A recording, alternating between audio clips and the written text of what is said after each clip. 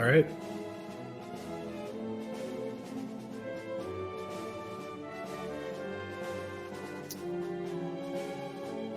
Hello, everyone. I'm Shadow Killer. I'm going to be your host for the DQ3 SFC race. We've got a really good lineup of racers here today. We've got people from all over the world, literally, in this race. It's going to be fantastic. I'm going to introduce them all briefly, and then we're going to get started. So first off, from the good old US of A, we have Hactical. We've got Rodnan from down in Chile. Popsan, of course, from Japan. And Darko from Canada. So all of these runners are very, very good. Very good racers. This is going to be a fantastic race. We've got racers that have just started running in the past year and racers that have been going for a very long time. So without further ado, let's just get this race started, and I'll start explaining what's going on after we get going.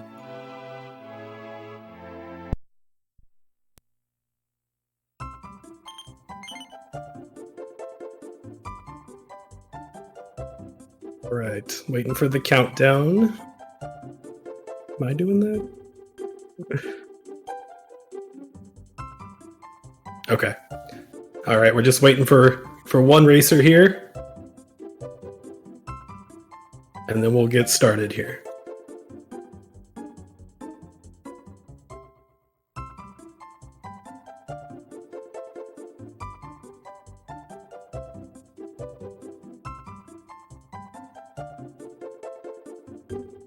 All right. I don't know if Pop can hear me. Pop, are you ready? If so, let us know in Discord real quick.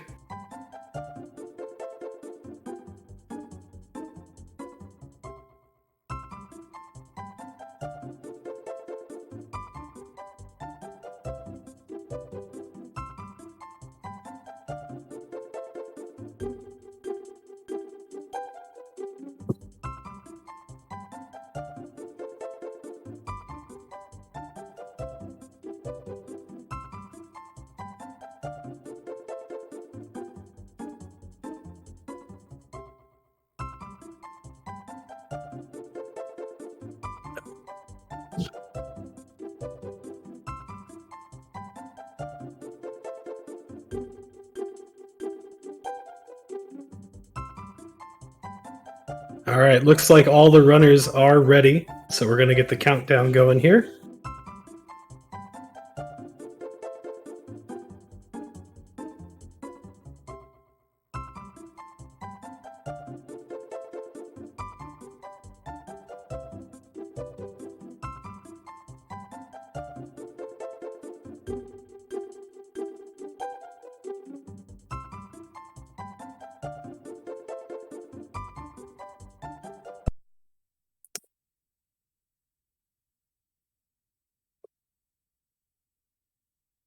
All right. And we're off. Now, this is DQ3 SFC. It was only released in Japan, so obviously all of our runners are playing in Japanese. If you've never played the SFC version, you're going to notice a lot of differences. I'm going to do my best to go over everything. There's a whole lot to cover. But first off, you're going to notice that our hero here is talking to a waterfall. And why is that? So DQ3 added something called personalities, and what those personalities do are they determine stat growth. So at the very start of the game, you talk to Rubus, and she asks you some questions, and you answer them, and it determines your personality.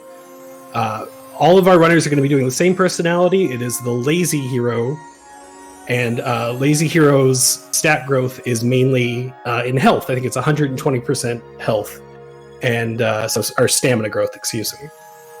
So that's what we want. So we do this test, we get the rock puzzle, and instead of pushing it back to the old man like we thought, we're just going to walk on by, and that ends the test. So not only is it a good personality for the hero, but it's also quick. So obviously speedrun, that's what we want. So that's where we're going to start, and I believe everybody chose male hero. There isn't really a big difference between male and female hero. There is a little bit of stat growth difference and equipment difference, but usually you go male because it ends up being a little bit stronger. For solo hero, yeah, you do Valiant, so you push the rock 40 times. Takes a little bit too long in this speed run. So it's the hero's birthday. Feels hero's birthday, man. 16th birthday. We got to go see the king. Right off the bat, you open that little drawer next to your bed, and there's a strength seed in there. We're actually not going to use that. We're going to sell it later, but our mom says, hey, you got to go see the king. He wants to talk to you. So off we go to see the king. Like I said, I'm gonna do my best to explain plot and mechanics and everything like that, but there is a lot going on and there's only one of me. So if I miss something, or if you have a question, please just shout it out in chat, and I'll do my best to answer it.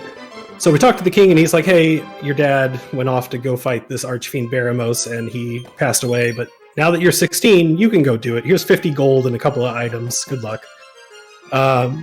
Oh yeah, and he's like, oh, you can go get some friends at the tavern if you want. So he gives you some gold, and you go off to make some friends. Okay, so real quick. In DQ3 NES, you can create characters, you can get their classes, but you can't pick their stats. That's something new they added in this. So we're going to be creating 4 characters. First one is going to be a merchant, which you will see much later in the run. If you saw Crimson's DQ3 run on FC earlier, you'll know why. But the merchant stats don't matter, so we just throw them all into strength or into agility, whatever you want, and move on from there. The second one we're going to create is a mage. Now, with personalities, we're going to put all of these seeds, or all the seeds into... Holy cow, we got a 19 mage. Anyway, we're going to put them all into stamina. All we really care about is health, and I'll explain why in just a minute. But there are certain personalities that we want. We can't just take anything. So for the mage, you either want a tough guy or an Iron Man. For the thief, it doesn't really matter. You can either get eager... Man, Darko got out of that fast. That is really fast. Sub 4 minute character creation is ridiculous. I didn't see what his personalities were, but let's see what he got. Anyway, that's so. Like I said, we have a thief. Thief is a new class in DQ3 SFC. Wasn't in any of the other or the original iterations, and she has some abilities that are very, very good and unique, and we'll go over those as she learns them. But for the thief, you either want eager, Iron Man, tough guy, and then the last character is a warrior, and you want just tough guy. So there are certain stamina lines you have to get to be able to get those personalities.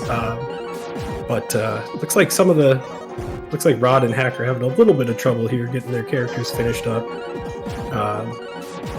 Darko on his way, and Pop is going to be out a little over 5 minutes. 5 minutes is usually about the average of getting out of town. And we're going to head up to the second town, which is Reeve. Just when we get to Reeve, we're going to sell a few things, get some money. We're going to buy some herbs and some wings of wyvern or chimera wings. And then we're going to head off to the Tower of Najimi, right to the south, and we're going to pick up the Thief's Key. So let's see what we got going on. Looks like Rod is getting his way out. Hackle still struggling with that last character here. His warrior does not want to be a tough guy, and you have to have tough guy. There it is. There's the tough guy. Warrior. You have to have tough guy on the warrior. All right. So I'm gonna probably be following the person who is in the lead for the most time as I do my commentary, just so I don't have to, jump back and forth. Now, when there are major battles and everything like that, I will be watching those. So we'll just keep going. So Darko's entering the tower, and he is going to be fighting basically everything. You want to get a few levels up here on your way up the tower. The reason for that is right after we get out of here, we're going to head to the pyramid.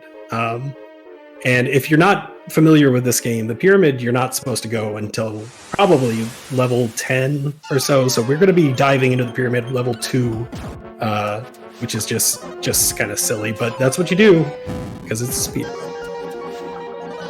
So let's see, we got some action going on here.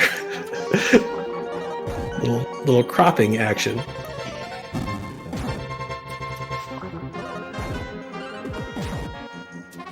Yeah, the DQ3 SFC version of this game is the best. It looks fantastic. It plays incredibly well, and the animations and the spell animations, it's untouchable. Like no other. The Switch version doesn't even do this. Like it's just beautiful. It's just great to look at. It's great to play. Just a lot of fun. All right, so we're climbing up the tower. Like I said, taking some battles. You may notice that once the warrior, thief, and mage get to level 2, it's not that I don't like the Switch version. It's just this is a better version. That's all there is to it. Yes, and this is Japanese, and because this is a Japanese game, Turbo. Everybody's using Turbo. If you don't like it, I'm sorry, but it's the best way to play this game. So we're using Turbo. Climbing up the tower here. I don't know. There are some. Okay. I'm curious. There are some safety things that these runners can do. Sorry, HS. That was behind the scenes. I don't know how this works. I'm new to this.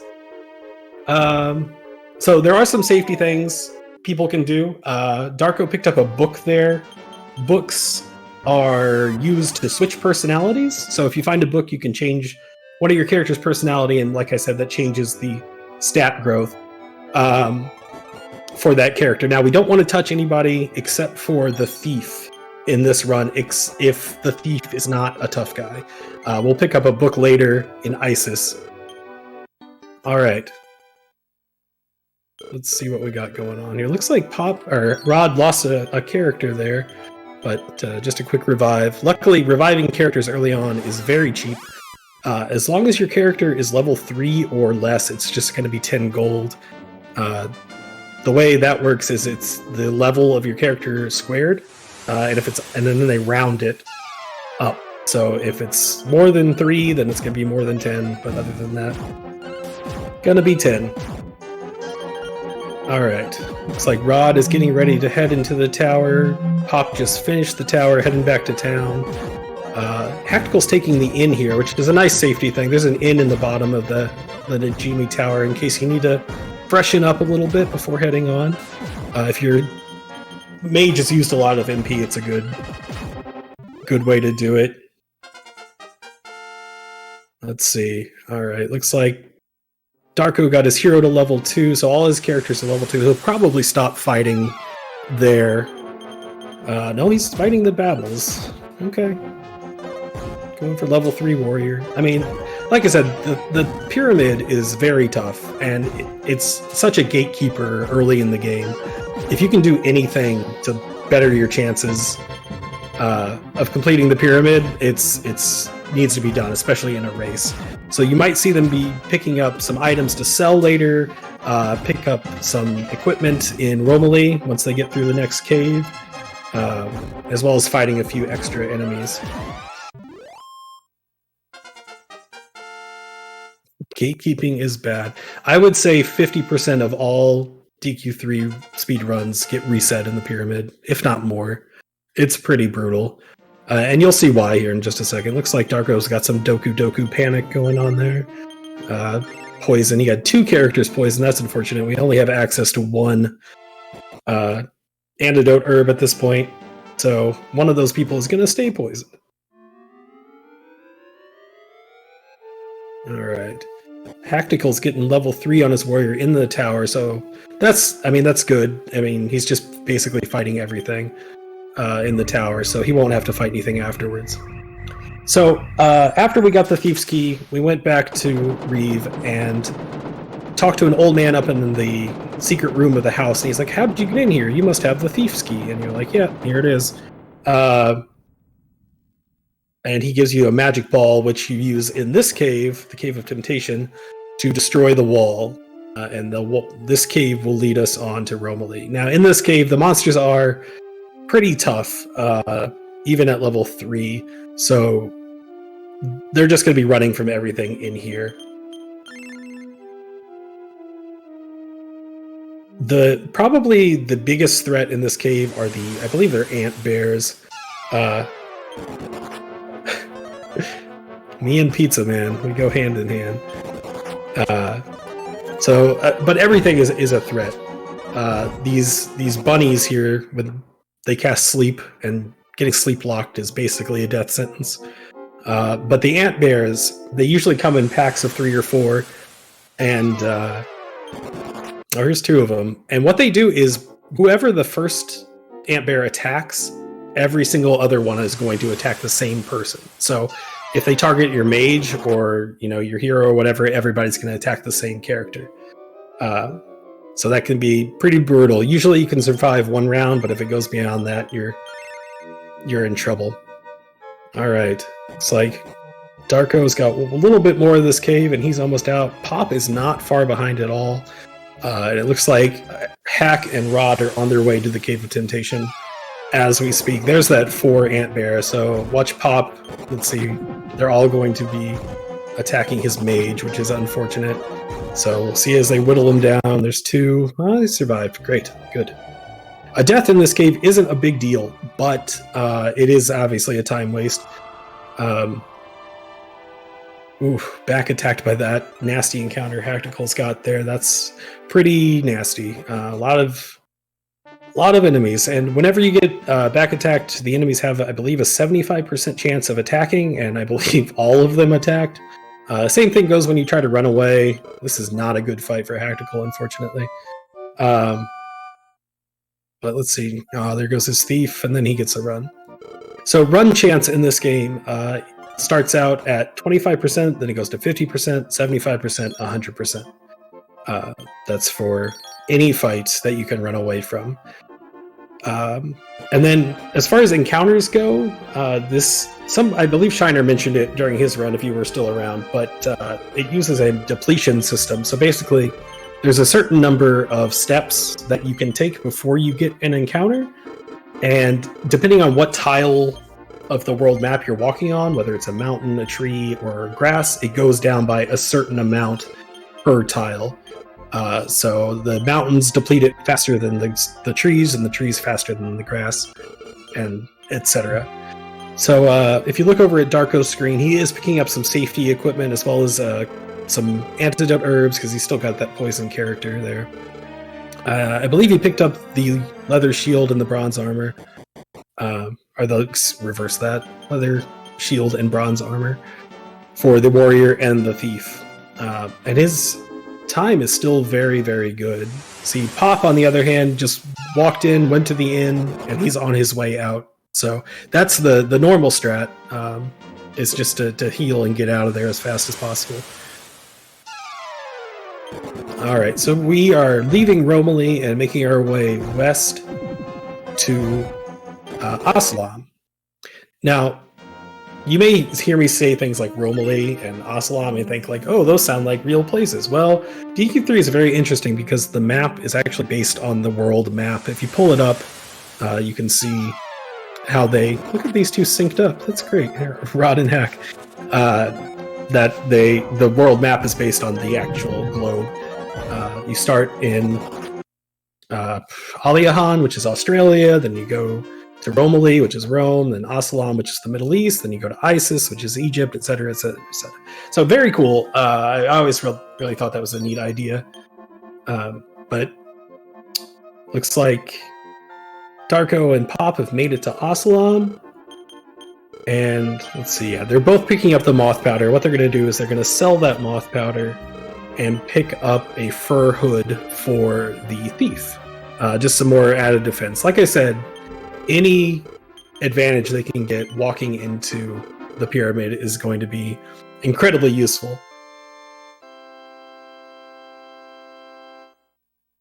Rod and Hacker just about in the same place, getting ready to leave Romilly. Looks like they're picking up the safety equipment here as well. And Hack is going to revive his character. Alright, so Pop and Darko on their way to the pyramid. Now, I don't know what they're going to do, but they may take the safety strat and head down to Isis first. Normally, in the speedrun, you would just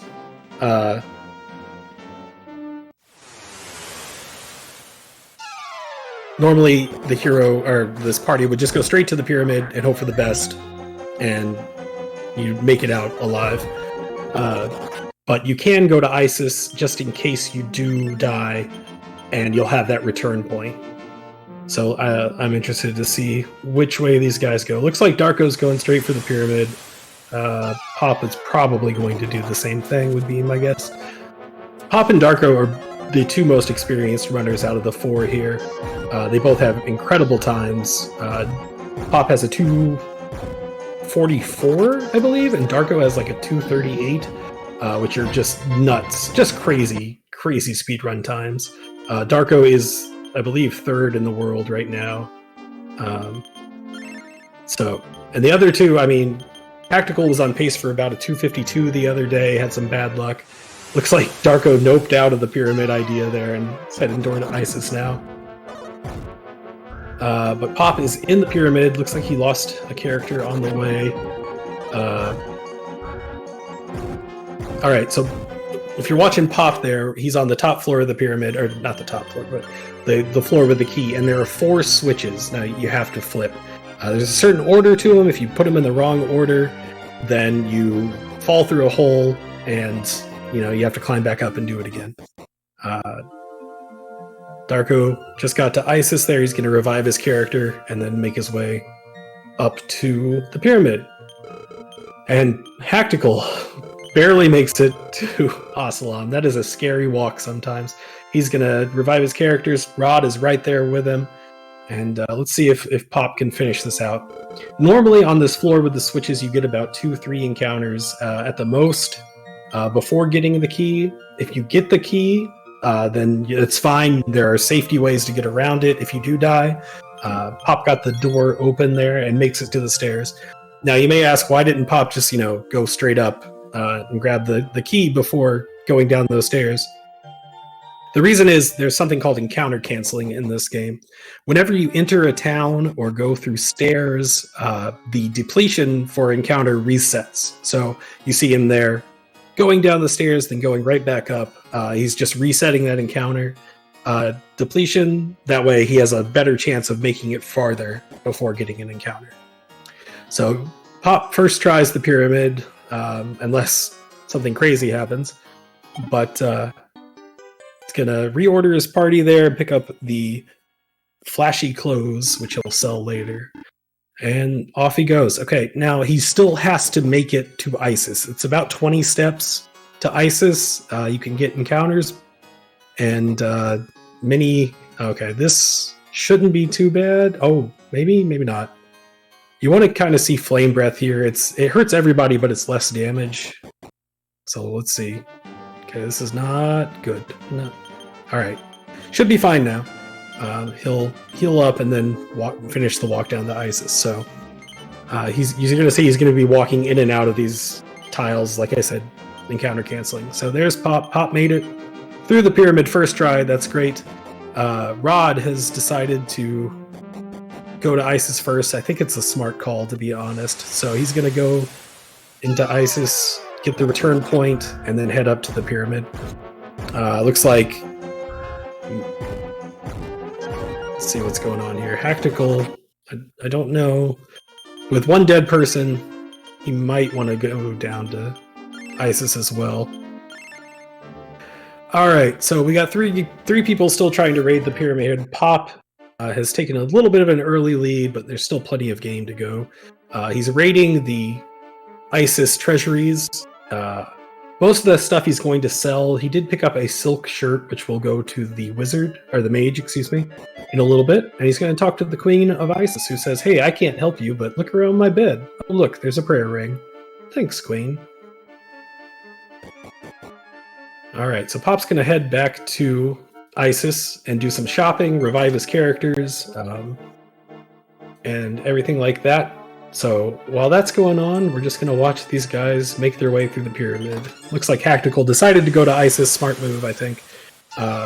Just a little bit of safety.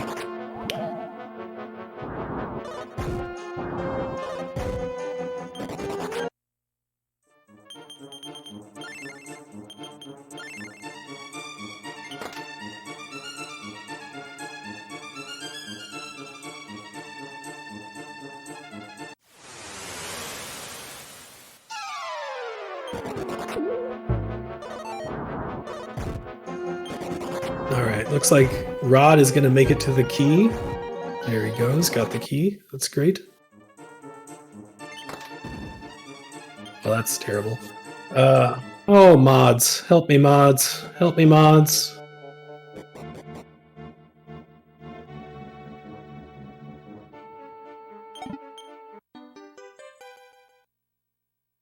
What in the world? What a wild ride that is, huh? Smart move there, Ash. Okay. Sorry about that, chat. We just got invaded. Alright, let's see what we got going on here. Looks like Rod made it through the pyramid. Looks like Darko is grabbed his key and he's gonna head out of the pyramid. Pop is still reviving. Now, I didn't see what personality Pop's thief was.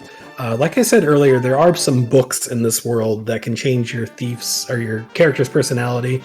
So if he needs to... No, he doesn't. He got a tough guy. That's great. Tough guy thief is very good. All right, Darko made it back. Looks like Rod did not make it back, unfortunately, but it's fine. He got the key. That's the important part. He's choosing to go back to ISIS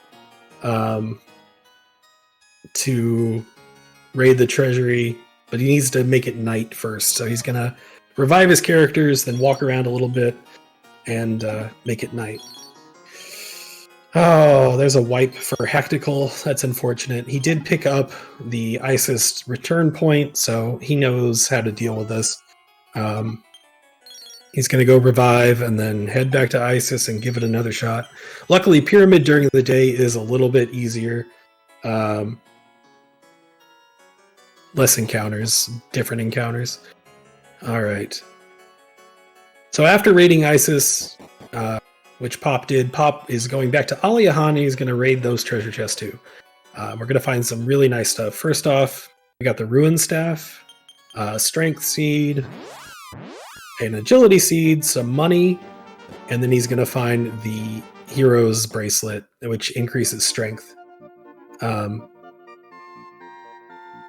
After that, he's going to use most of those seeds on the hero, equip the Hero's Bracelet on the thief, the staff on the mage, and he's going to head to a new town called Portoga. Portoga is a city we shouldn't be at yet. Having the magic key at level 2, level 3 is pretty ridiculous. So if we can make it to Portoga, we can get equipment that we're not supposed to have. We're going to pick up some really overpowered equipment, and then we're going to actually start playing the game a little bit.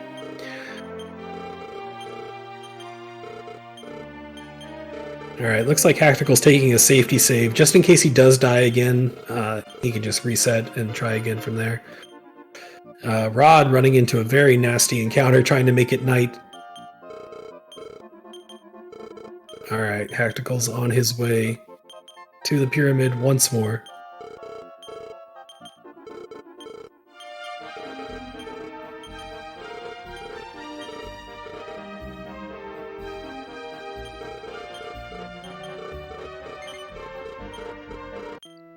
So you'll see there Pop is walking back and forth over a couple of tiles. He's forcing an encounter because right below that, the encounters change, and there are some nasty fights in that area that can easily wipe the party. Luckily, he doesn't get any, and he makes it to Portoga. So in Portoga, we're going to sell the ruby ring, which is like 7,500 gold, and we're going to buy a steel sword and 2 steel whips. The sword goes to the warrior, and the whips go to the hero and the thief. And they're going to have those weapons for quite a while, actually. They're very powerful, and they're going to do very good damage. Does this version have any content not in the NES version? Yes, it has quite a bit. From, new classes and new weapons and new side quests, and there's Pachisi, which is the only reason to really play this game, to be honest. And there's actually post-game content. So after you beat the game, there's an extra dungeon you can unlock. Is there anything we use in the run that isn't in the NES version? Yeah, I mean, we're using the Thief, first off. That's the biggest one. The Thief class is a huge help to in the speed run, for sure. Other than that, to be honest, there's a few weapons and the seeds and stuff. But for the most part, the Thief is really the big thing. Will we see any Pachisi today? I hope not. Pachisi is usually something people do when the runs are dead. Alright. Looks like Hactical got his key and is making his way out of the pyramid. Rod is in ISIS raiding right now. And let's see. Alright, so we get to Portoga, and you talk to the king, and the king's like, hey man, I heard over in the east there's this pepper. If you get me some pepper, I'll give you a boat. And you're like, all right, I'll get you some pepper, dude. And so he gives you this letter, and he's like, take this to my friend Norid, and he'll let you through the cave. And you're like, okay, cool. But you don't go do that first. First thing we got to do is go find a guy named Kandar. You know, we're not obviously doing any plot triggers here. But Kandar is a thief who stole the King of Romilly's crown.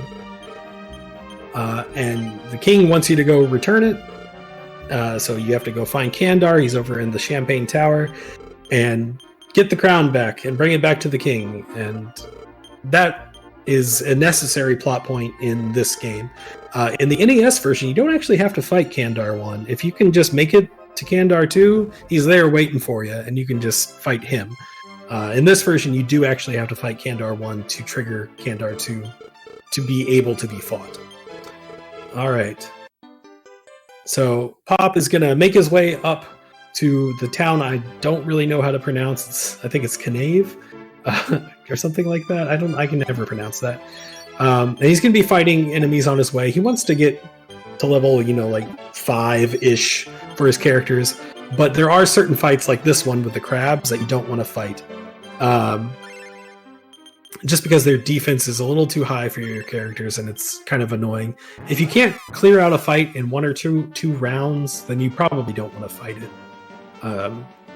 Pop's going into this little secret area of the house. There's a free fur hood, which he'll give to his mage, and there's a life nut, which he'll use much, much later in the run. There's our boy Rogue Knight. Shoutouts to Clear Tonic. Alright. If you saw Darko right there, injured a little shrine, that's actually a Pachisi game room thing. Not there in the NES version, obviously.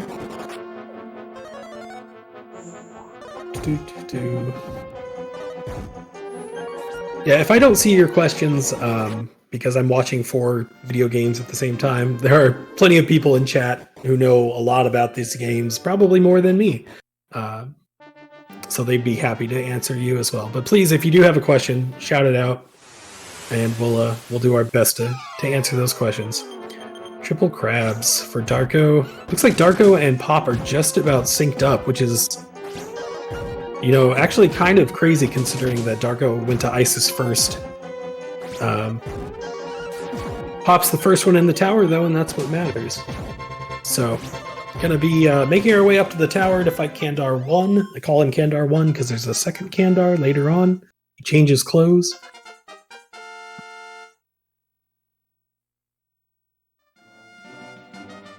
Poexel, that's a very good question. Now, my question to you, the counter question, is do you want singing or do you want Pachisi? Do. One or the other. One or the other. Maybe both. I don't know. Alright. How about singing Pachisi? Now we're talking, Nacho. SK should sing. I don't know the song. Anyway. Tactical there is picking up the book that changes personality for the thief. So after we do that, we won't be picking up any more books to change personalities. Alright. No better time. The Tower of RPI, I have no idea. to be honest. We won't be seeing the Tower of Arp in this speedrun.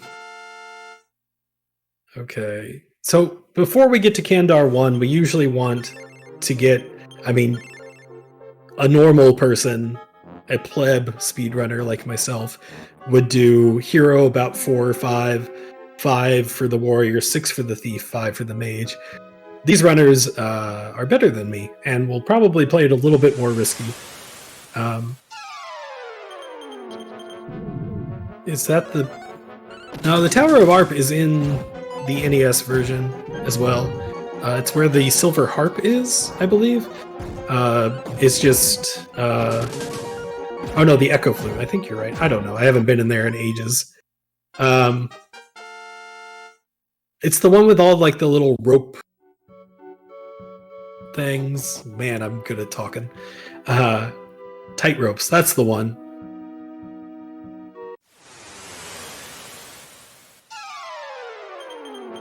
All right.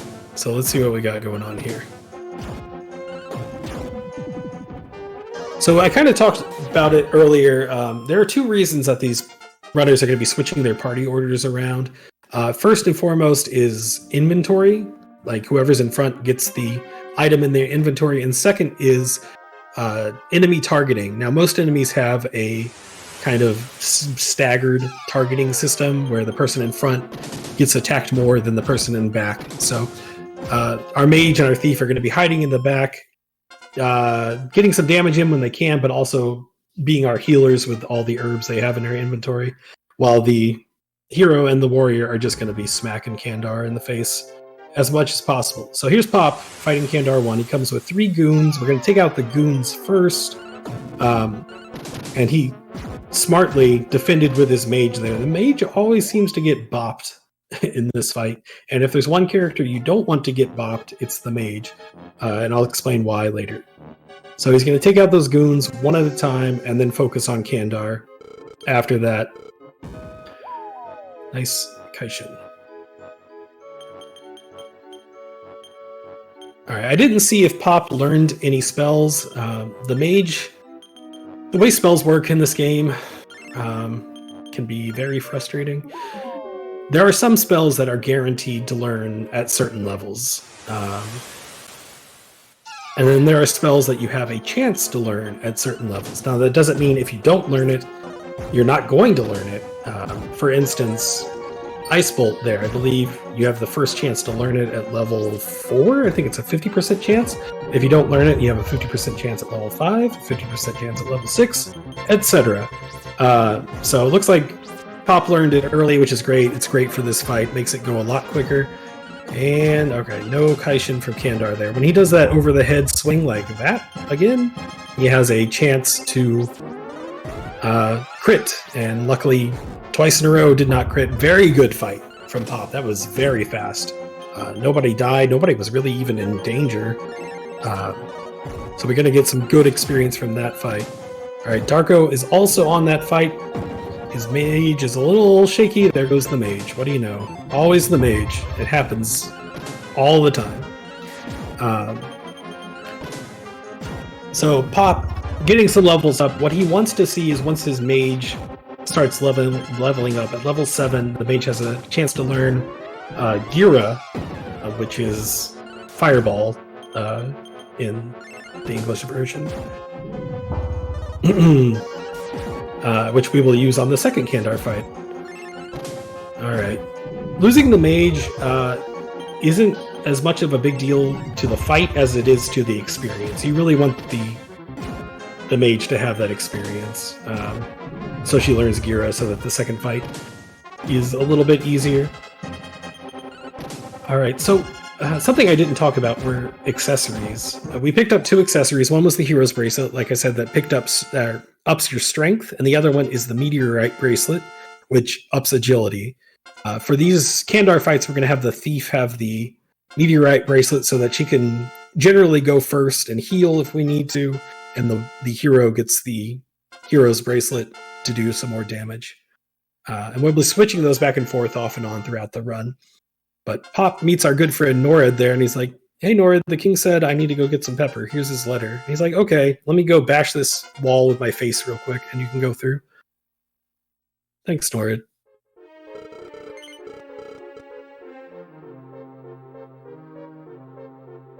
All right. Looks like Darko made it through Kandar 1. As you can see, they just leave the crown there and walk out of the tower. See ya.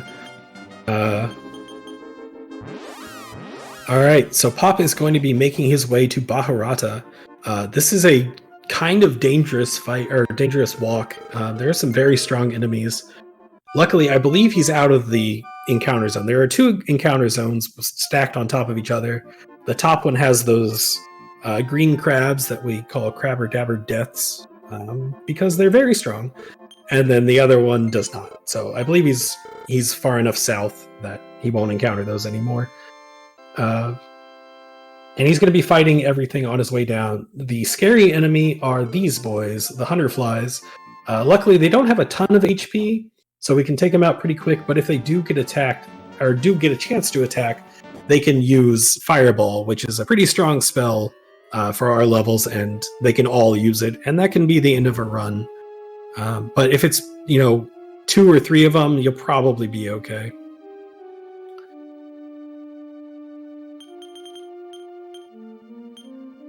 All right, let's see where everybody is. Darko not far behind Pop, talking to Norid, and then looks like Rod is in the tower getting ready to fight Kandar 1, and Hactical, I believe, is on his way to the tower as we speak.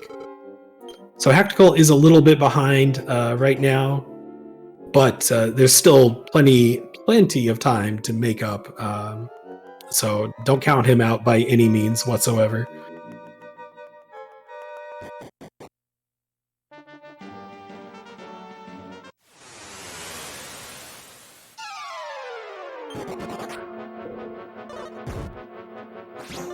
All right, looks like Pop has made it to Baharata. He's going to sell an item we picked up earlier called the Angry Tattoo, or the Anchor Tattoo, depends on your translation, and the Ruin Staff from the Mage. She doesn't need to attack anymore. And we're going to buy 3 magic shields for the Hero, Thief, and Mage. I don't think he used a ton of herbs in that Kandar fight, but if he did, he can run over to the other shop and restock the herbs for the Thief and the Mage for the next fight coming up here. Looks like he's going to go ahead and do that. And we got Rod in the Kandar 1 fight. Let's see how it goes for him.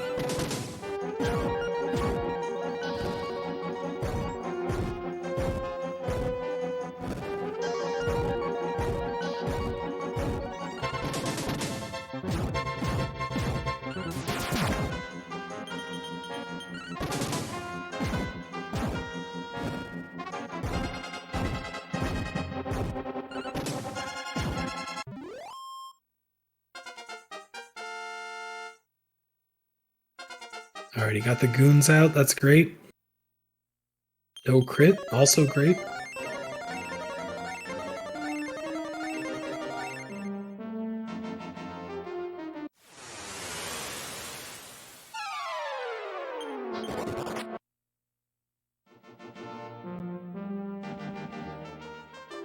Alright.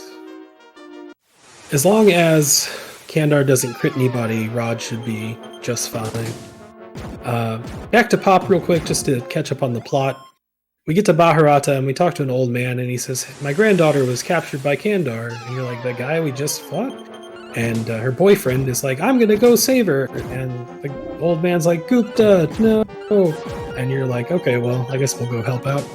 So we run up to this cave, which is the kidnapper's hideout, and we are going to look for Kandar number 2. So Kandar's hideout is this cool little maze. There's some treasure you can find. Looks like Pop is going to go a little bit out of his way and pick up a stamina seed here. There you go. And then he's going to make his way back to where Kandar is. In addition to the stamina seeds, that one stamina seed, there's actually 4 more seeds over here he's going to pick up. Obviously, if you're not familiar with, ability seeds or attribute seeds, they just increase specific attributes. We're going to be using all of them throughout the run, except for the life nuts. We're going to save those until the very, very end of the run. And the reason for that is whenever you use the seeds, it increases your stats, and it also affects your level ups after that. So like if you use stamina seeds, your next level up is going to have higher HP gains. If you use strength seeds, though, you may get lower, strength gains in that next fight, because it kind of evens out along the way. So we want to save those HP until the very end so we can boost the HP as much as possible. All right, so this is the second goons fight. These are new and improved goons. Not only do they have more HP, they like to cast magic. They have 2 spells. One is defense, and one is heal more. The defense spell lowers your party's defense. It can work on one character, it can work on everybody. There you go. 1, 3, 4. So there is, okay, this is a little gray area, so to speak.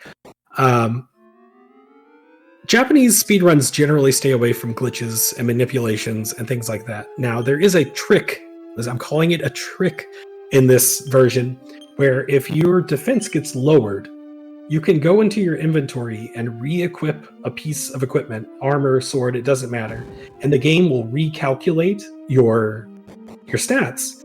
So if your defense gets lowered and you go in and re-equip that shield you were already wearing, the game's like, oh, this is what your defense should be. And so the defense spell gets negated. No heal mores in that fight. That was great. Good goons too there by Pop. So that's the only fight we really take advantage of that little trick. But it's very, very helpful because once your defense is lowered 3 or 4 times, those goons hit pretty dang hard.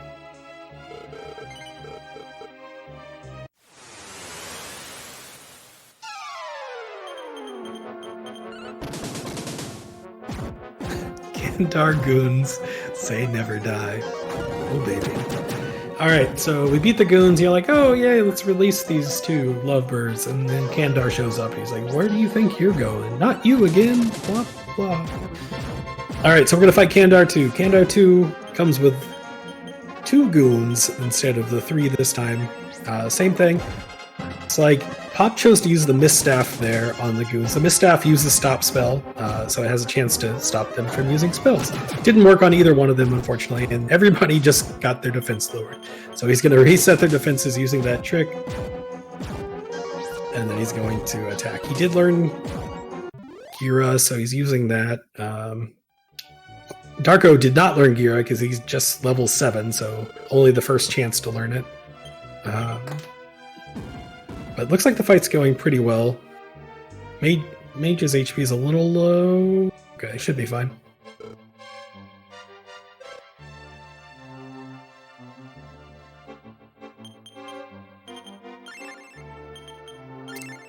Oh, so Darko did learn Increase. Increase is the exact opposite of Defense.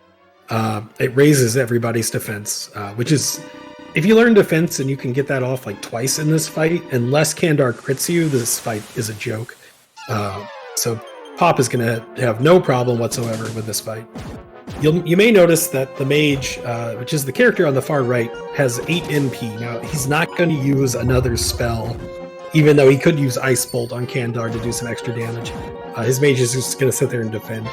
And the reason for that is after this fight, the mage is going to get level 9 and level 10, and they will learn the outside spell. So instead of walking out of here, we're just going to cast that spell we just learned and save some time.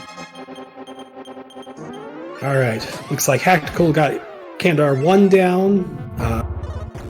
Darko is in the same fight as Pop now. That's great. Catching up a little bit. Pop should be just about done with this fight. He's been doing some good damage.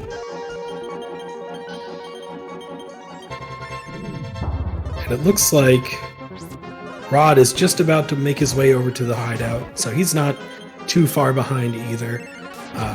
Pop gets Kandar 2 down just like that, and get a couple of levels up, and then we are going to start the first round the world section. So learned outside, we're going to let Kandar go again. See ya, Kandar.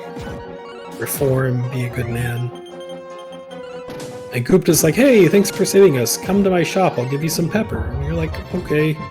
So we're going to use outside, then we're going to wing back to Bharata, and we're going to go talk to Gupta.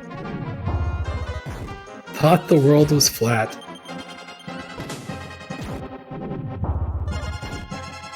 Alright, so we go back to Baharata.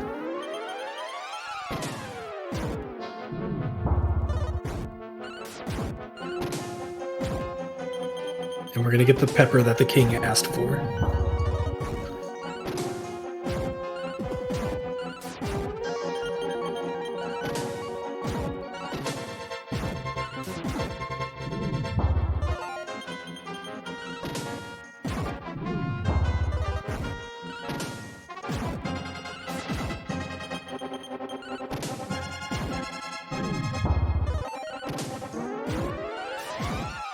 Alright, so Pop is back in Portoga for the king. If you notice, he used the inn there. The purpose of using that inn is not just to, restore your HP MP, but it also resets the day cycle. And the reason we do that is we want to get to the next town before it turns night. So we're going to grab the boat and we're going to sail to the town of Su. If you take one extra movement in the boat, then it's going to be night. So there's a very particular path you have to take to get there. Oh, clear chillin'. See ya. Okay. Woo. So that fight Pop just got is not necessarily dangerous, but it can take forever. Forever. Those little sea slimes like to use the spell increase, and they will all use it. And they will all get their stats up one at a time, and it takes so long. But luckily he got a first try run, so no issues there.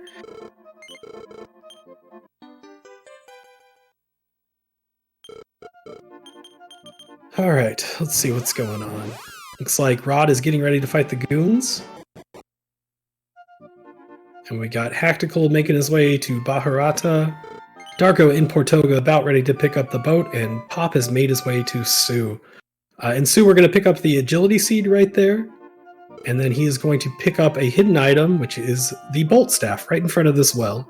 The bolt staff is a pretty good weapon, but we're not going to equip it for now.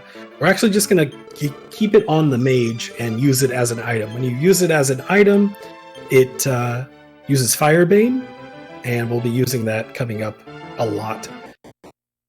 All right. So Pop does this in a different order than a lot of people. He's winging back to Portoga, and he's going to make his way to Edinburgh, which is up north here, where Scotland and England would be.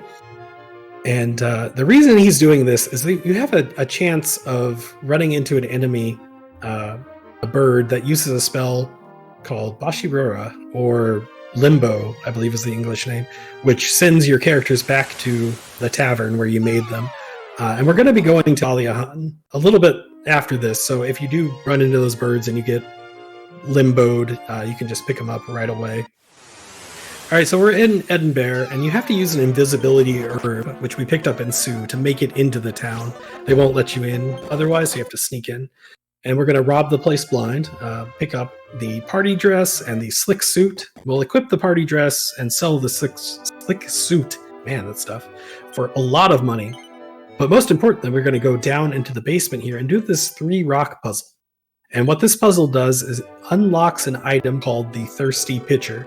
The Thirsty Pitcher is an item we'll use in a little bit, and what it does is it raises the level of the sea at one point. So we'll find that a use for that a little bit later, but completes the puzzle, and he's going to pick up the Thirsty Pitcher.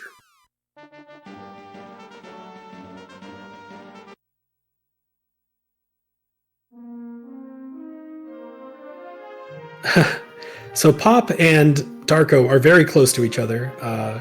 Rod is fighting Kandar too, so he's just 5 minutes behind, maybe. Hactical is a little bit further behind. He's on his way down to Baharata, and he is probably 6 or 7 minutes behind Pop. So everybody's still relatively close. We've got some stuff coming up which can even this out pretty quick. There's those birds I was talking about on Darko's screen that like to use Bashirura. So you'll see here that both Darko and Pop are going to land their ships down very low, and you may think, well, why don't they just walk right up to this little town here? For some reason, the bottom part of those forested tiles down there have 0 chance of getting encounters. There's just no encounters there. So if you just park down there and walk up, you actually have a better chance of not getting an encounter. So Darko there finds the hidden staircase, and down there he's going to find a strength seed. He's going to find the red orb and the heavy metal ring or the rock star ring, depending on which translation you get. And those orbs, those are the things we're looking for. There are 6 of them. We're going to be looking for them throughout this entire run, and that's kind of the main purpose of this first part of the game. All right, so even though Pop is technically ahead, I'm going to talk about what Darko just did. He just sailed up to a town called Japang, or Zipang, depending on your translation, and he just walks in to 1, encounter cancel, and 2, get the return point. We'll be going back there a little bit later. And he is going to be heading up to Dharma. Dharma, for those familiar with DQ3, is where you can change classes for your characters. So we will be changing class for a couple of characters, but not right now. We're going to be doing some grinding first. So I hope everybody is ready for some fun grinding action. Lots of metal slimes, so I hope you like that. The grind in DQ3 is very interesting. I feel like it's a little bit more complicated and a little bit more in-depth than some of the other games. A lot of the games you kind of just find metal slimes and hope you crit or hope they stay. But in this game, there's a lot more strategy to it. And we're going to have plenty of time to talk about it. Flexel, that's very, very true. But Pop here, he is getting the encounter you always get, I think. Yeah, you always get an encounter right before Dharma. I don't know why. All right, let's see what we got going on. Pop's going back to Sue. He's going to be picking up some stuff. Hactical is fighting goons. Looks like Rod just finished off Kandar 2. And Darko is in Edinburgh. All right, so Pop is picking up 2 poison needles. Poison needles we will equip on the Thief and the Mage. They always hit for 1 damage, but they also have a 1 in 16 chance of instantly killing any enemy that can be killed by instant death. So we'll be obviously hoping to kill as many metal slimes with that as we can. He's also going to go over to this shop, and he's going to be picking up a few things. First off is the Silver Barrette, which is a nice defense boost for the Mage. We're going to be picking up Poison Moth Powders, which confuse enemies. So you can actually confuse metal slimes in this game. So they'll attack the other enemies. So we're going to be using those powders to, 1, confuse the metal slimes so they don't run away, and 2, confuse the other enemies so that they attack the metal slimes. So you're going to be hopefully using those combinations to kill as many metal slimes as possible. And then he's also going to be picking up some medical herbs just for healing. So after that, he's going to make his way back to Dharma and head up north to the Tower of Garuna, which is where we're going to be doing our grind.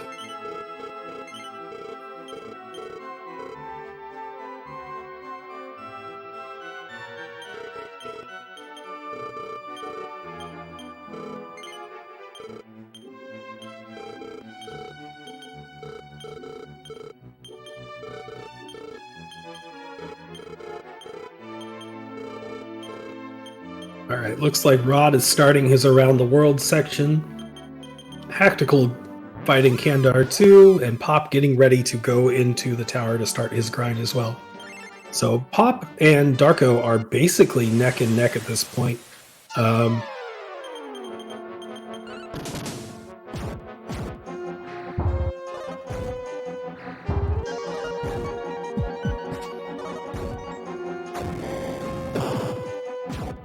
Alright, so chat. As Pop is starting his grind, Darko's getting ready to go into it, and the other 2 are making their way to the same point.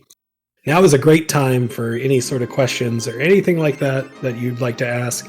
We're gonna be here for a little bit. The grind isn't too long usually, but it can be. It can be rough. Why is the sky blue? Because it reflects off the ocean. So what you're seeing is actually the ocean color and not the color of the sky.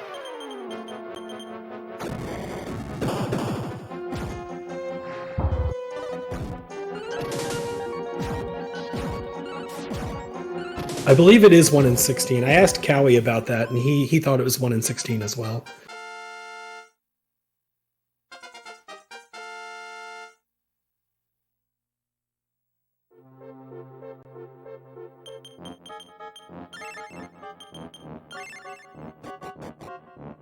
Which is my favorite slime variation? I'm a Hagure fan, the liquid metal slime, metal babble. Oh, clear chillin'. Here it goes, Rod. See you 2 minutes. Who is in the lead right now? It's basically tied between Darko and Pop. They're both getting ready to start the slime grind. I can't talk. Slime grind. What does the luck stat do? It affects the chances of status ailments working on you. So the higher the luck, the lower the chance. But I don't know if it's in this game, but... Alright, sorry. But Vivify is actually affected by... They have the same fight? Wow, that's nuts. Yeah, Vivify is affected by luck. So actually, like, a higher luck lowers your chances of Vivify working. Alright, so you can see there, they're using the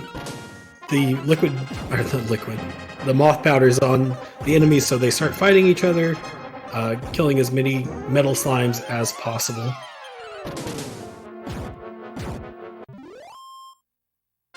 Alright, looks like Darko got 1. I don't know if both of those slimes are confused on... They're not.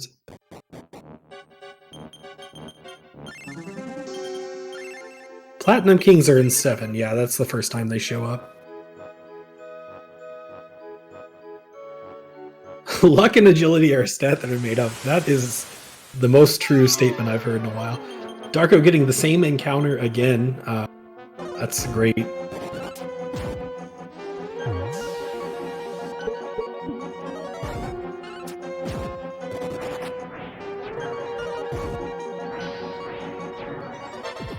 Alright, the cheesy ticket. Oh boy.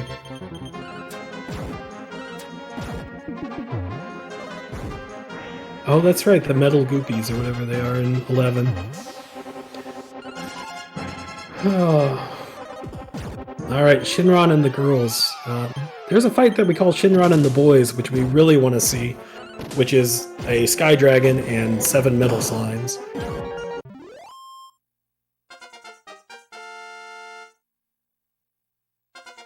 Expel, which Pop just used on the Sky Dragon, there's 100%. The Sky Dragons are a little bit dangerous. They're kind of the only really dangerous fight in this. Yes, agility is defense. That is true. But as far as turn order, it's supposed to affect that, but doesn't really.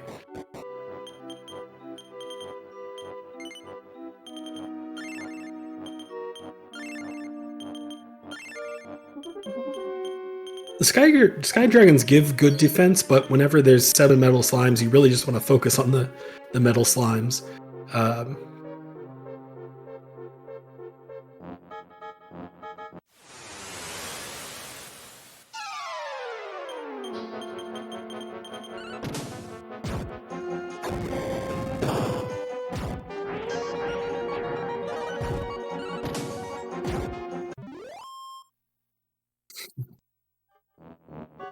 Alright, so Pop just picked up another silver barrette there. He's going to equip that on the Thief for a little added defense power. Now, the way experience works in this game is it's split evenly between the characters in your party that are currently alive. So you'll see here probably pretty soon the warriors are going to start dying off. Once the warrior has about 140-ish HP, they're going to be good for the next time they're needed. So we're going to kill them off as soon as possible so that the other characters get more experience. So Darko already killed off his warrior. I didn't see what his HP line was, but guessing it was about 140. For Darko, you never know. It could be like 120, and he's okay with that.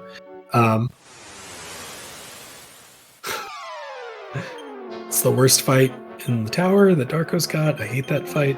I just don't know how to handle it because I'm bad. Alright. ESK special. There it is. Yep.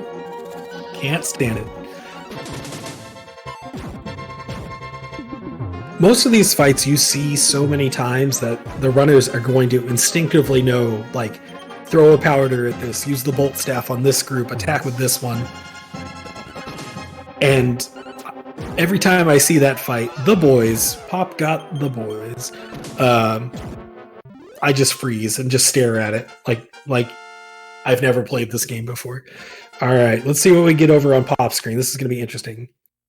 All right. Missed the powder, but got the kill. Looks like he used 3 powders. 2 misses, though. That's rough. He might throw another one.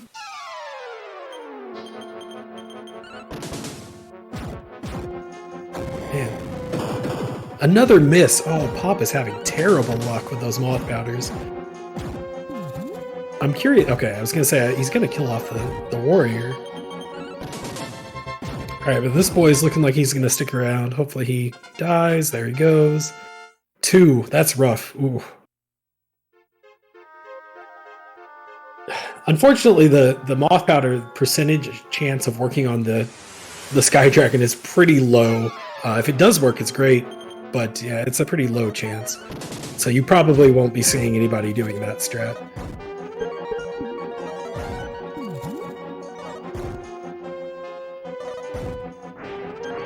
So we're going to be doing 2 grinds, actually. That's why I said we're going to be here for a while. The first one is to get the thief to level 20. At level 20, we're going to pick up the Book of Zen or the Book of Satori and change the thief to a sage. Then we're going to come back in and do some more grinding.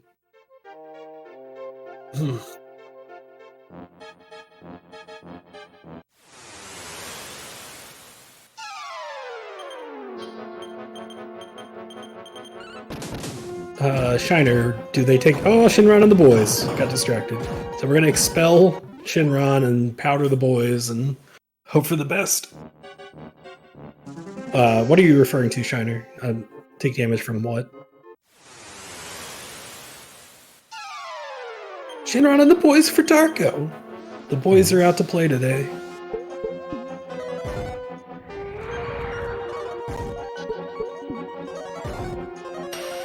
I don't believe Fire Breath works on them, but they can attack and take damage from that. To tell you the truth, I've never even tried to confuse a Sky Dragon.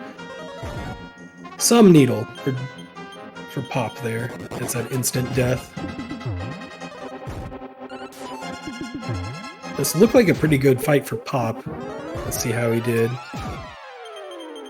Oh, well, 3. That's not too bad. Let's see how Darko handles it over here. That boy's wanting to stay around.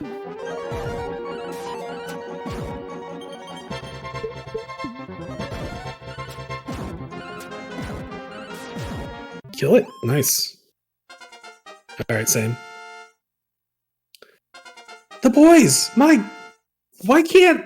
I'm gonna start complaining about my grind luck. This is nuts. Pop is having great fights pop up. This is pretty cool. Good for him.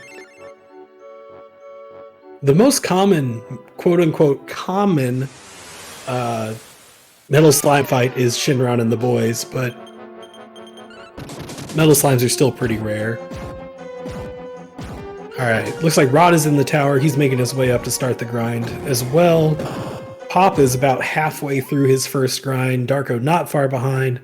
And Hectical is finishing up his shopping, and he's going to be heading into the tower as well. So all 4 of our runners are going to be in the tower at the same time.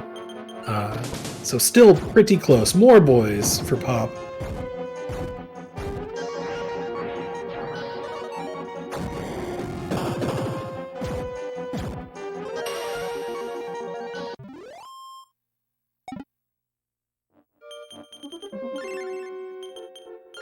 Is that Billy Joel? The boys are back in town? I'm not a big Billy Joel fan. What is SFC? It is Super Famicom. It's the Japanese Super Nintendo.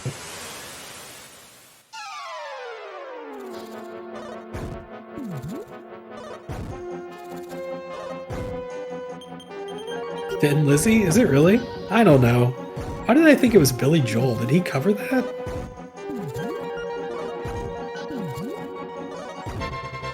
Am I crazy? Thin Lizzy did Whiskey in the Jar, too. That was the first Thin Lizzy song I ever really listened to. So DQ3, more metal slimes, more moth powders.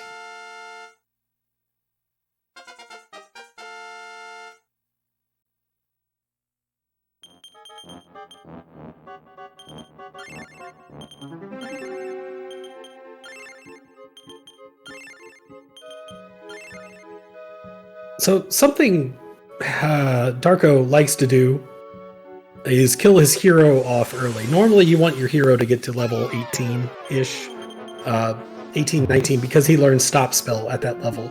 Now, if the grind's going a little slow or you're trying to go fast, like really fast, you can kill off the hero earlier to get more XP for your Thief and Mage. Now, the problem with that is you don't have the Expel spell, which we use to get rid of those Sky Dragons, so you do have to always kill them.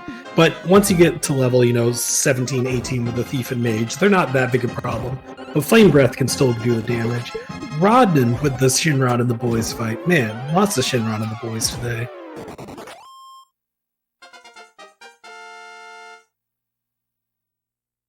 These grinds are going pretty dang well. Pop's Thief's at 18 at an hour and 8 minutes. That's pretty good. And Arco's at 17, not far behind. So that's pretty great. This is really interesting race. This is a really good race.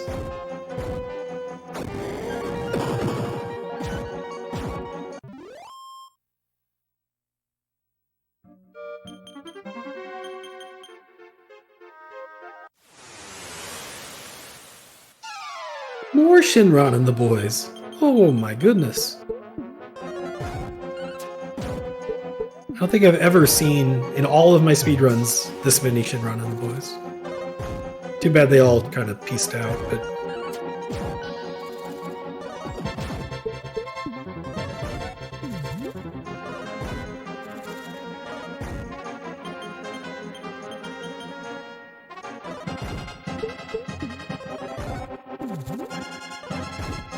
Alright, that's 19 for the Thief for Pop, so he just needs one more level up. I think it's about 4 more Metal Slimes with 3 people in the party. And then he's going to be out of here for a very short time, then he'll be back.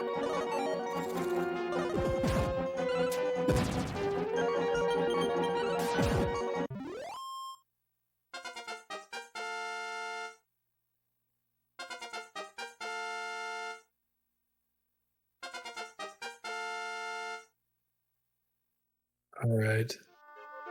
Didn't see Hactical's Warrior. Hactical's Warrior's got 143 HP, so he's going to kill him off probably right away.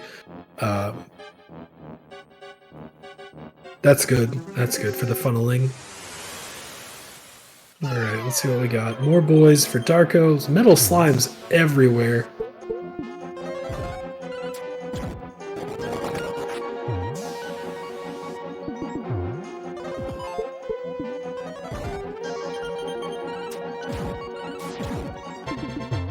So while they're starting to finish up the first grind, I can talk about class changes. Now, forgive me, I don't know exact numbers here. Maybe Evil Ash does, maybe not. But whenever you class change, you keep a certain amount of your stats that transfer over to the new class. So we're going to take our Thief, and like I said, we're going to grab that Book of Satori, the Zen book, and turn her into a sage. So not only is she going to start learning every spell in the game, but she's also going to keep the Thief's agility. So she's going to be very, very fast.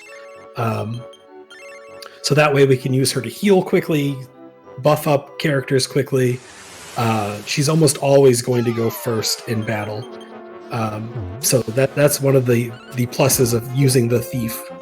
Now the other broken function of having a thief in your party is a skill called tiptoe. Tiptoe, which is not in the original game. If you remember from Ellie's run of DQ8, it lowers your chance of getting an encounter. It lowers the depletion rate. So we're going to be using that forever throughout the rest of this run. It's a very good skill to have, and it's going to make our walks through some very dangerous areas just a little bit more tolerable.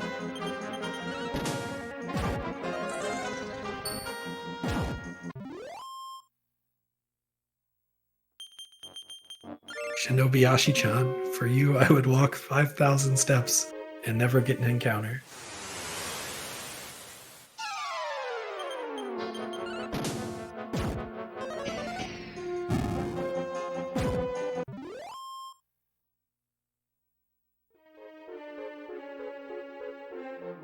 All right, so Pop got Shinra and the boys again, but there is a slight problem. You don't want to get too much experience on the thief and the mage, because in the second part of the grind, you want the thief to get to, or the sage at that point, to get to level 14 to learn heal more before the mage reaches 21.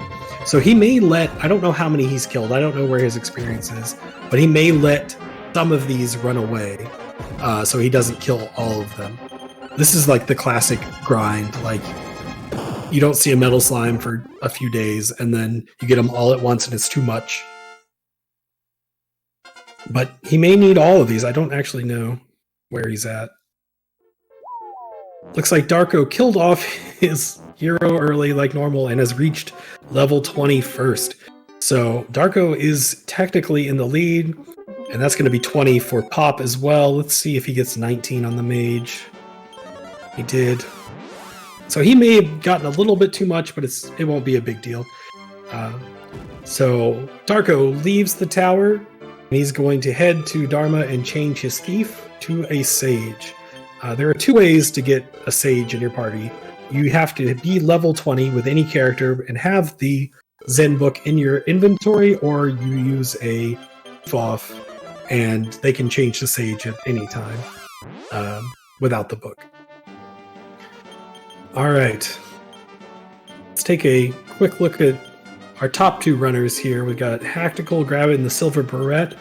Let's see where he's at as far as levels go. All right, 15 on the thief. And let's see where Rod is, 17 on the thief. So Rod's about halfway. Hactical not too far behind. All right. My stream just cut. There we go. Back. Hello? Okay, we're back. All right. So we're going to make a quick detour here. Darko and Pop are making their way to the town of Moore. And in Moore, we're just going to quickly use the inn, get our MP back, and grab a pair of boxer shorts out of the drawer in the inn to sell later.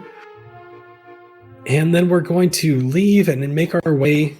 They may pick up a little safety item here. Let's see if Pop does. Oh, Pop? All right, so I didn't see Pop's count, but Pop's going to be buying some more moth powders.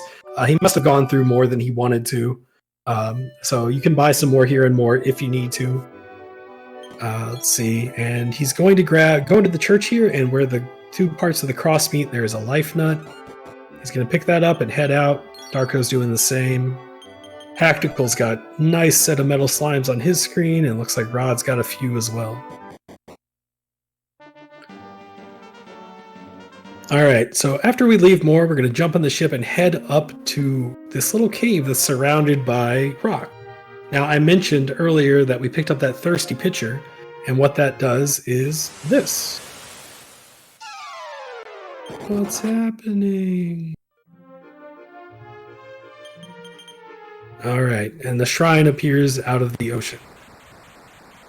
This shrine has one thing in it and one thing alone, and it is the final key.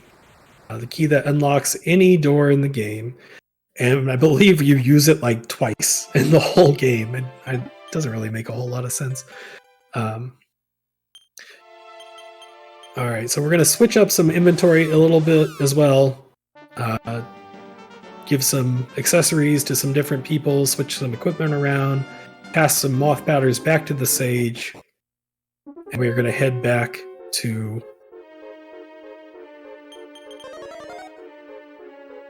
Karuna Tower. Did I miss something? Did Darko not get the final key?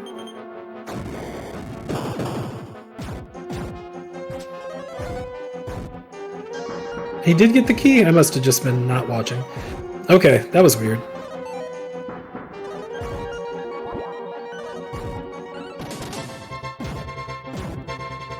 I mean, it wouldn't be the end of the world, but it's... Oh, he skipped the inventory stuff? Oh, he probably did it before. Alright. So, like I said, back to the tower to grind some more. We don't need a whole lot of metal slimes, but we do have to reach a certain point. So, first off, we need the sage to get to level 14. That's where she's going to learn Heal More. And second, and more frustratingly, we have to get the mage to level 21. At 21, the mage has a 50-50 chance to learn a lovely little spell called Bykill. In the later games, it's called Oomph, if you're familiar, so it boosts attack power. Now, like I said, it's a 50-50 chance for the mage to learn it at 21. So I'm guessing we're going to do some save scumming with the level 21.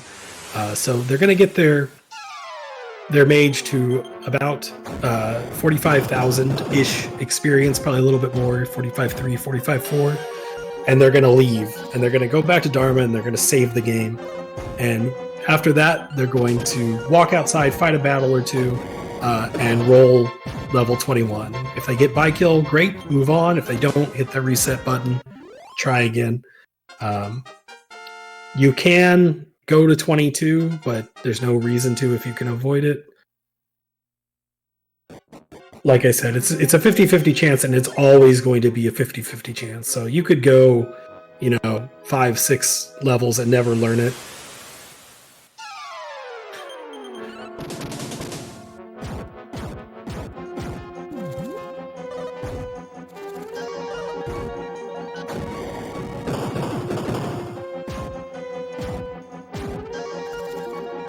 Alright, so Darko and Pop doing their second grind. Let's see how our other guys are doing right now. Hactical's got a few medals on his screen, got him confused. How are we doing on levels? Rod's at 19 for the Thief. Looks like he killed off his hero too a little early. Probably trying to just make up a little bit of time, which is not a bad idea. Hactical at 16. He doesn't seem to be having the best grind right now, but still in this for sure.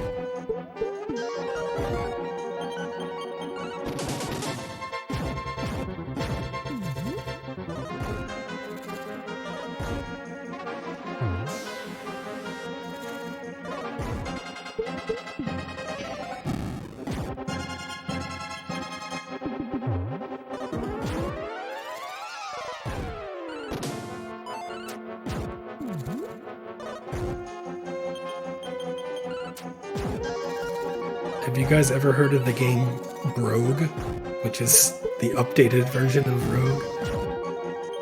I've played that. Alright, looks like Rod is done with his grind. He's gonna grab the book and head back to Dharma and get his sage.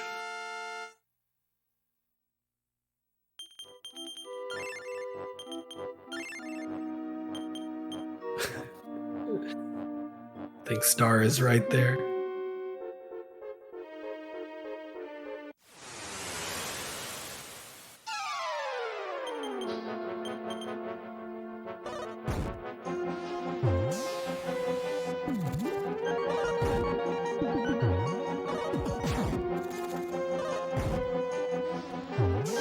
What was the question, the Sabin? Looks like PM answered it there. Whatever it was, sorry I missed it. Why do you reset if not getting 21 instead of Greek grinding? Yeah, it's much faster just to reset and roll 21 again than to fight 4 more metal slimes and get to 22.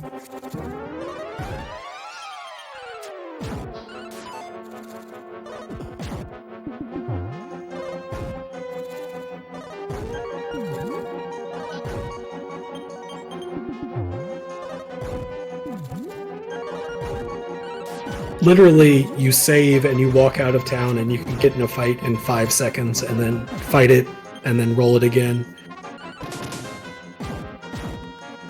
And plus, if you miss it at 22, then you're still fighting metal slimes and the experience is so much at that point that it just takes so long.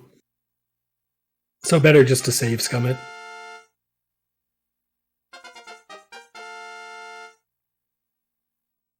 Alright, looks like Rod has got his Sage. He's going to head up to Moore, grab the final key, and then back into the tower as well.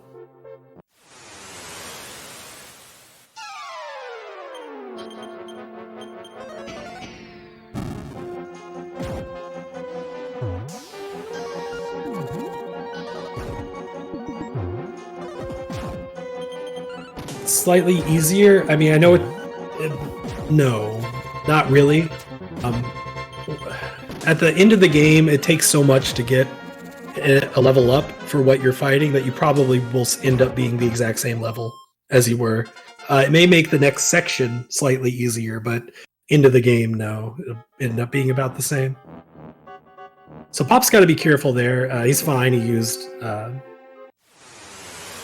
brain is not working. Marami on the bird there. Blazemore. But his Sage got paralyzed by the moth there. If they use that attack with their tongue, they can lick you and paralyze you.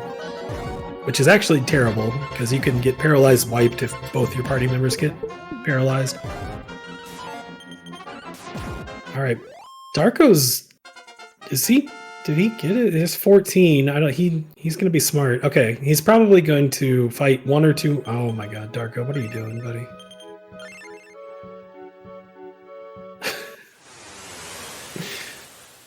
Darko. I don't know if Darko's just going to roll it. He may. Or he may just want a little bit more experience before he leaves to save scum. I can't imagine he would roll it in a race.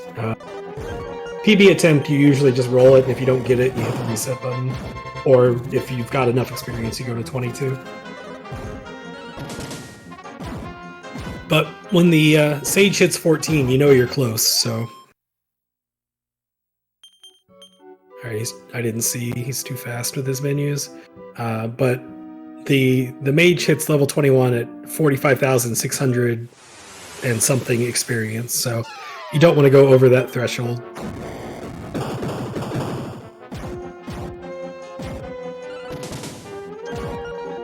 Yeah, there are no liquid slimes, Hagurays, I'm just going to say Hagure. There's no Hagure needed in this run, but if you do get them, it's very nice. That's the classic for Pop there. Oh, you need like 2 metal slimes? Here's 7. Alright, so you see Darko here. He's peacing out. He's going to go save real quick, and he's going to roll. 678, that sounds right. But I'm not 100% positive, but I believe that's right. So Pop is just defending. He's going to wait for this metal slime to leave, and in classic fashion, he's not going to run away. He's just going to stare at you and use Blaze.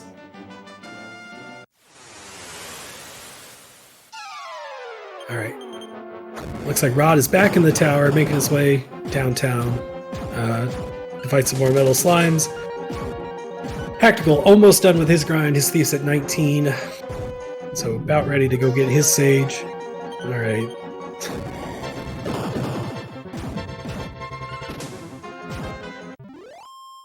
There you go. Thanks, Countess. Alright. So Darko got a little bit of experience. He's going to head back here, fight one more battle. Alright. Pop is Over Japan doing the same thing. There are 3 places you can go to get experience depending on how much you need. Edinburgh, Japan, and just stay outside Dharma. Shinron and the Boys, classic for Hactical. Needs probably 2 more metal slimes, gets 7.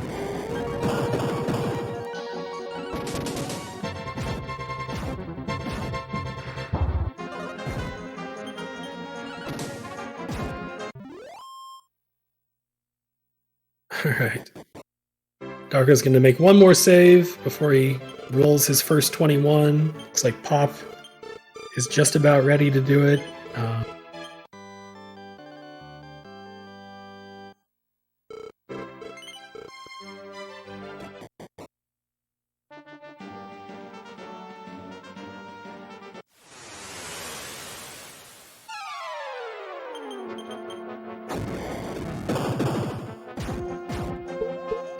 Is that fight Darko's got? Alright, Pop's making his save. It looks like Pop, in the first grind, did get a little bit too much experience, so his Sage isn't going to be 14. So he may have to take a couple of extra fights in the next little dungeon. Looks like Hactical is done with his Sage grind, grabbing the book, going to get out of there, and then head over to Moore, get the key as well. There's 21, and he learned Snowstorm, but no Bykill. So Darko's going to reset, and we're going to try it again.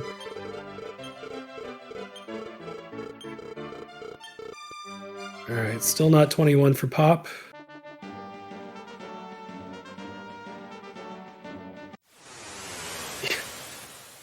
Agreed, the Sabin. Giving metal slimes when you need like 50 experience is just mean. Alright. It's 4. Oh, he did get 14 on Sage. Alright, is that 21? 21 on the Mage? No Bykill, Snowstorm. Oh, what a great game. Alright, so Pop resets. Darko's rolling again. Snowstorm, no Bykill. Love this game, man. Love it.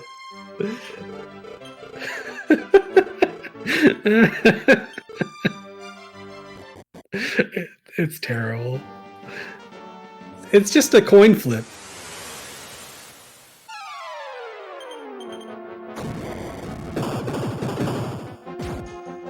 No, you want Bykill. Snowstorm is great if you learn it. If you don't, it's whatever. But you definitely want Bykill. Darko doesn't learn it again.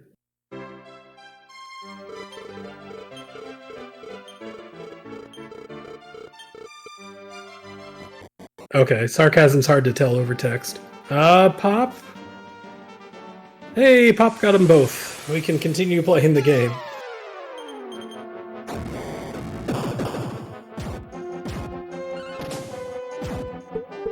We got a game. Alright. Oh, alright. 1 down, 3 to go. What was that, 3rd try? That's pretty standard. Darko? Nope. Oh, Darko. Always Snowstorm, never the Bykill.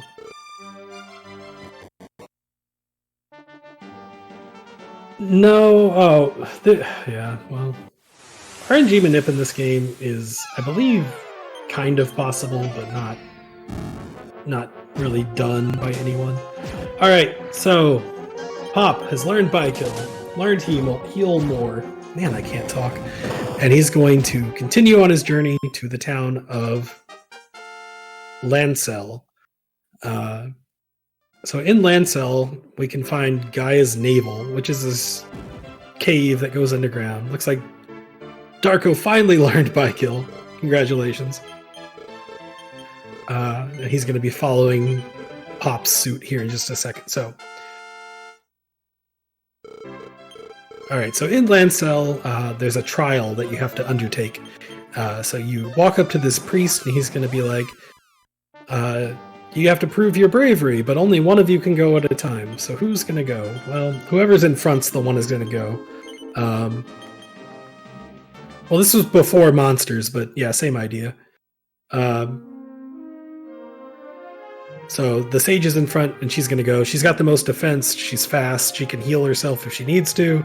And she also has Tiptoe, the all-important Tiptoe, so less encounters. All right, so we're going to go into Gaia's Navel, and there are two things we're going to grab.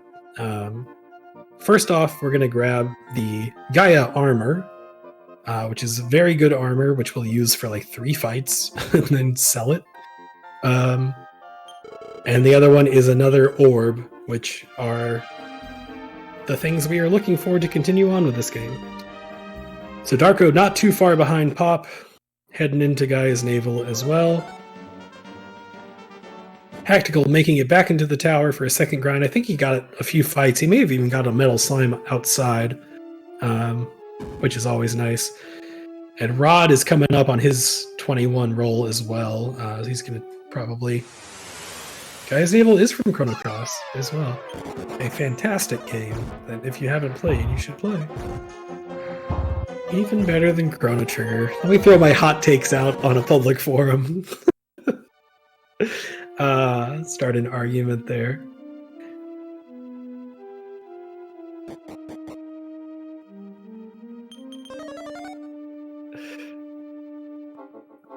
All right.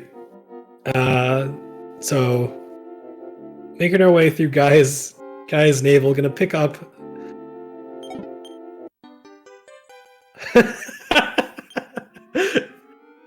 Spicy takes, man. Oh, Chrono Cross is so good.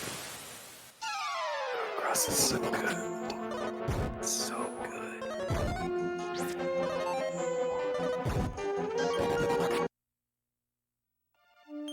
All right. So, picking up the Gaia armor, and we're going to continue down to the bottom. You find these little statues on the walls that are like, don't go, you're going to die, don't go this way, they turn around, but you just keep going, and then we're going to pick up the blue orb.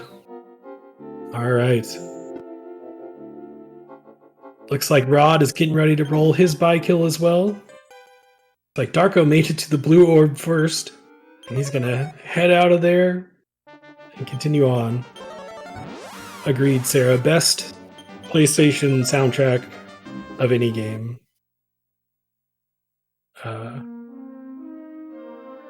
Get out. Get out. All right, so we're going to continue our journey, and we're going to make our way down to the town of Tadanki. But first, we're going to make a quick stop at the shrine, where we're going to revive our dead characters, equip that Gaia armor on our warrior, reset our Tiptoe spell, and then make our way. I'm interested why Hactical's hero is still alive. Maybe he just hit 19, learned stop spell, so he's probably going to kill him off right now. Let's see. For Rod, nope, no 21 yet. He's probably going to head back and save. Nope, one more fight.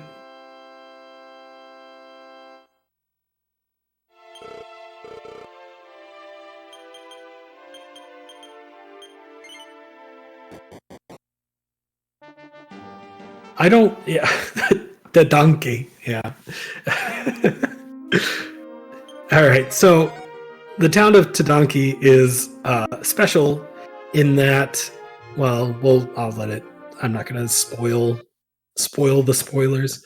So we make it into Tadanki, and it's night, and everybody's up and walking around. But we're going to head our way up to the jail at the top, and there's a prisoner in there. Use the final key for that one. And he's like, oh, I've been waiting for you. Here's a green orb. Okay, thank you. Best of luck. Then we're going to go here and use the inn, heal up before we continue our journey. And when we wake in the morning, everyone's gone. They were ghosts. Oh my gosh, plot twist. But that doesn't stop us from raiding the house. So we're going to get this black hood, and we are going to pick up this... I just forgot what it's called. The darkness lamp. This is too scary. Agreed. The darkness lamp uses... Well, it doesn't use day-night. It just turns day to night whenever you use it. But in addition to doing that, it actually encounter cancels as well. So you can use it anytime you're on the map, and it resets the encounters, so you won't get an encounter. You could literally use it every time it turns day, which we more or less will, and keep ourselves from getting as many encounters as we can. All right, so Darko's heading over to this shrine, which has 3 waypoints. We're going to take the right one, which is going to lead us to the town of Samanosa. Now, there's some funny things going down in Samanosa. We'll talk about that in just a minute. But you'll see your first instance of the darkness lamp here in just a second. He's got to reset Tiptoe, and then get an encounter. So maybe he won't use the darkness lamp. Getting an encounter obviously resets the encounter rate as well. So yeah, he's choosing to skip using the darkness lamp. It's nighttime now, so he can't use it. And it was fine. That was actually probably faster. Oh, I thought he was going to go Romilly. My heart just stopped for a minute. All right. Let's see. It looks like Rod is still working on buy kill. Pop not too far behind Darko, heading to Samanosa. There's the darkness lamp by Pop. Turning it to night, resetting the encounters, and he's just going to walk down to Samanosa. That is a terrible encounter for Rod. I almost think he should have just ran and found something else. Pop. Oh, I see. That was smart. I never really thought about that. So Pop used the Wing of Wyvern there and went to Samanosa, where he already was, to turn it back to day. That way he could use the darkness lamp on the way to reset encounters and then get an encounter 2 steps later. What a great game. That was wild. So they're going to make their way into this cave. They're going to pick up a strength seed out of that chest, then fall down a hole and pick up the Mirror of Ra. If you're familiar with Dragon Quest games, the Mirror of Ra usually shows enemies or shows characters in their true form. So, like I said, there's some funny stuff going in Samanosa. Looks like Hactical had a really good second grind. He caught up with Rod very quickly. Needs 218 experience to roll. And it looks like Darko did go to Romilly, and so did Pop. Yeah. Okay, so there's a couple of things you can do in Romilly.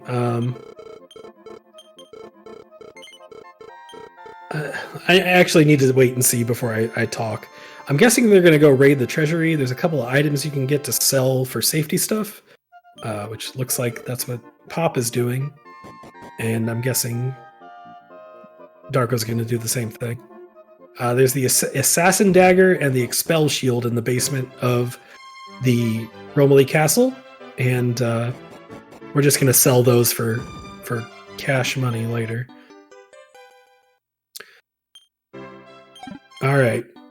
So back to Samanosa. You can see there's a funeral going on there. There's some weird stuff. People are dying. Nobody knows exactly why, but the townspeople feel like the king is up to something. Pop's picking up a couple of safety seeds. There's an agility seed and a strength seed. And then we're going to go sell some equipment and then buy a few items as well.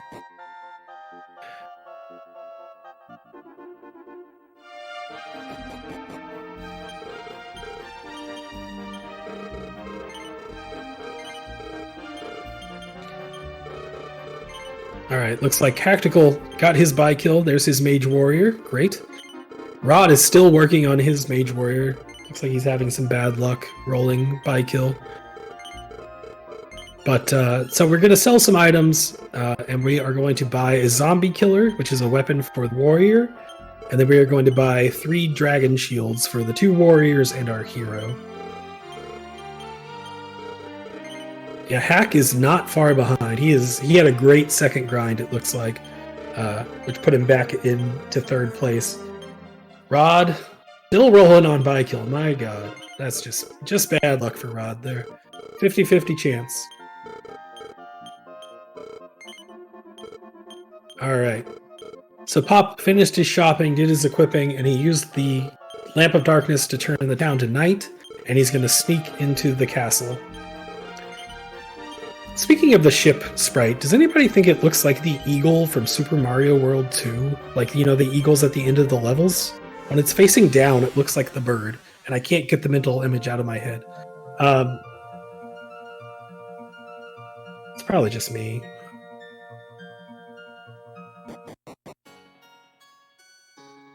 But so we sneak into Samanosa Castle.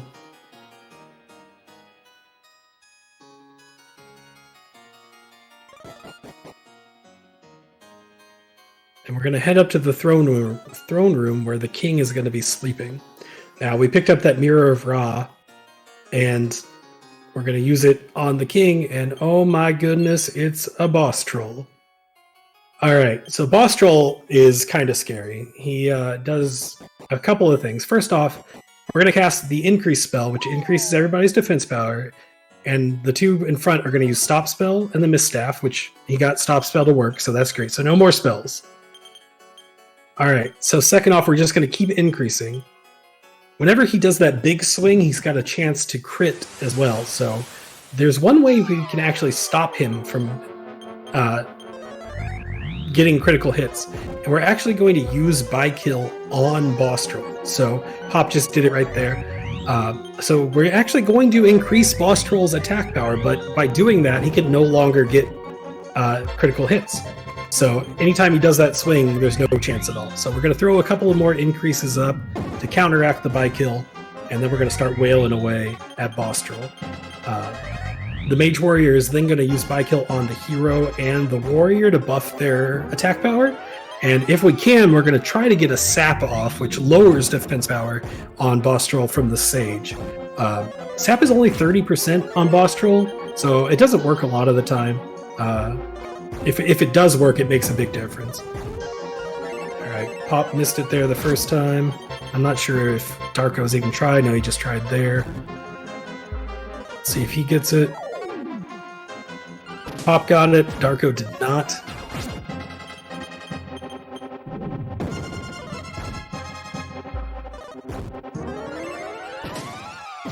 Alright, so Pop is going to be finishing off boss troll pretty quick here. Looks like Darko's still trying to get that Sap off. But like I said, it's only 30%, so not a huge chance. But Pop should be done here. Probably this round would be my guess. Yep, there he goes. Alright, good fight by Pop. Anytime you can get Sap off, you know, first, second try, it's going to be a good boss troll fight. Darko's still trying. Unfortunately, not getting it to hit.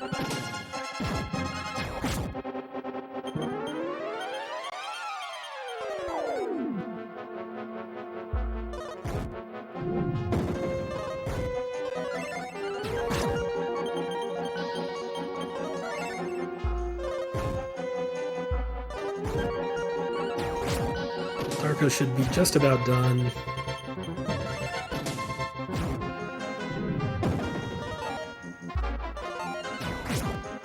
So after the boss troll fight, you wake up the next day and there's a chest there, and it's the Change Staff. What that does is it changes your party members, just like in DQ4, if you saw Shiner's run. It can change you into different characters, different NPCs, enemies, stuff like that.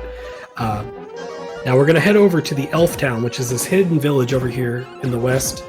And we're going to want to do some shopping.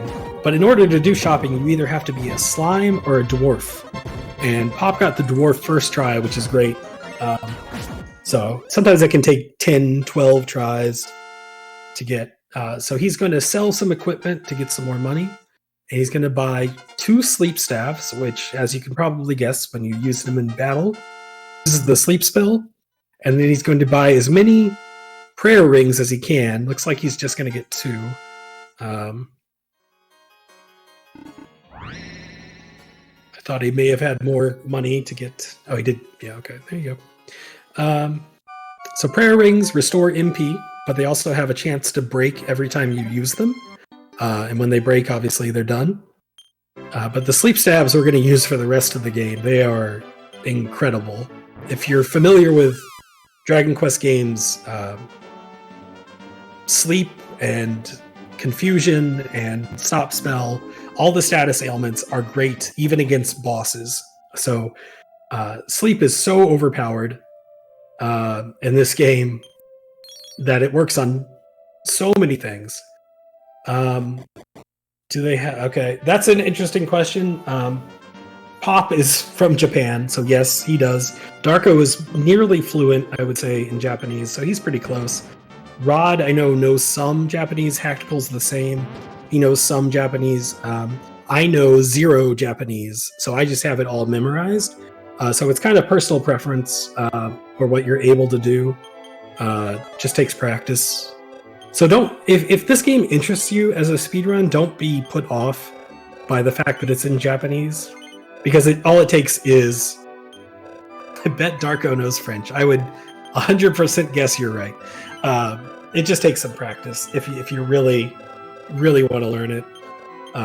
It's just muscle memory. The puns. Okay, so back to the plot real quick. So after they use the change staff and shop in the elf village, they run over to this old man that lives on an island. He's like, if you give me that change staff, I'll give you this bone. And you're like, okay. So you get the sailor's bone, which unlocks the ghost ship. There's a rumor going around that there's a part of the ocean that's haunted by these 2 long-lost lovers, and they won't let anybody get past until their spirits are calm.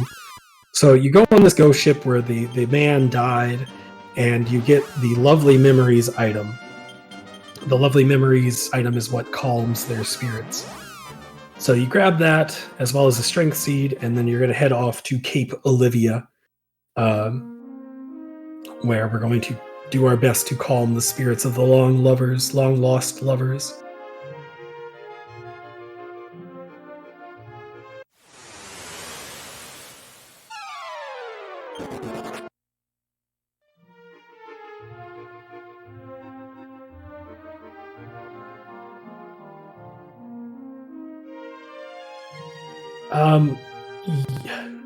Yes and no about recognizing.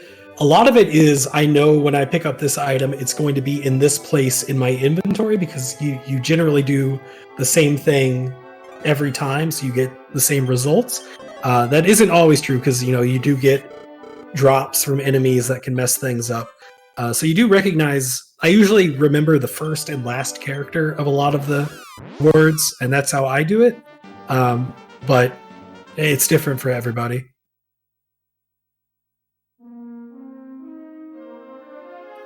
Like all the stabs end in the same character, all the orbs end in the same character. Yeah, exactly. What HS is saying. All right, so Pop there is use the Lovely Memories on the ghosts, and there they go happily ever after into the next life, and we're just gonna keep on sailing through to this jail that's on an island. There's some spirits here that'll give you some lore, but we're just here for one thing and one thing only. There is a sword hidden in this this jail cell. It is the Gaia sword. Now, rumor has it, if you take the Gaia sword and throw it in the volcano will erupt. So that's what we're going to do. All right, so Pop is heading down to the volcano. Looks like Darko's on his way to get the Gaia sword. Hactical looking like he's about to fight Boss Troll, and Rod is heading into the cave to get the Mirror of Ra. And Pop is throwing the sword into Mount Dorito. This is the birth of nacho cheesy Doritos. Delicious.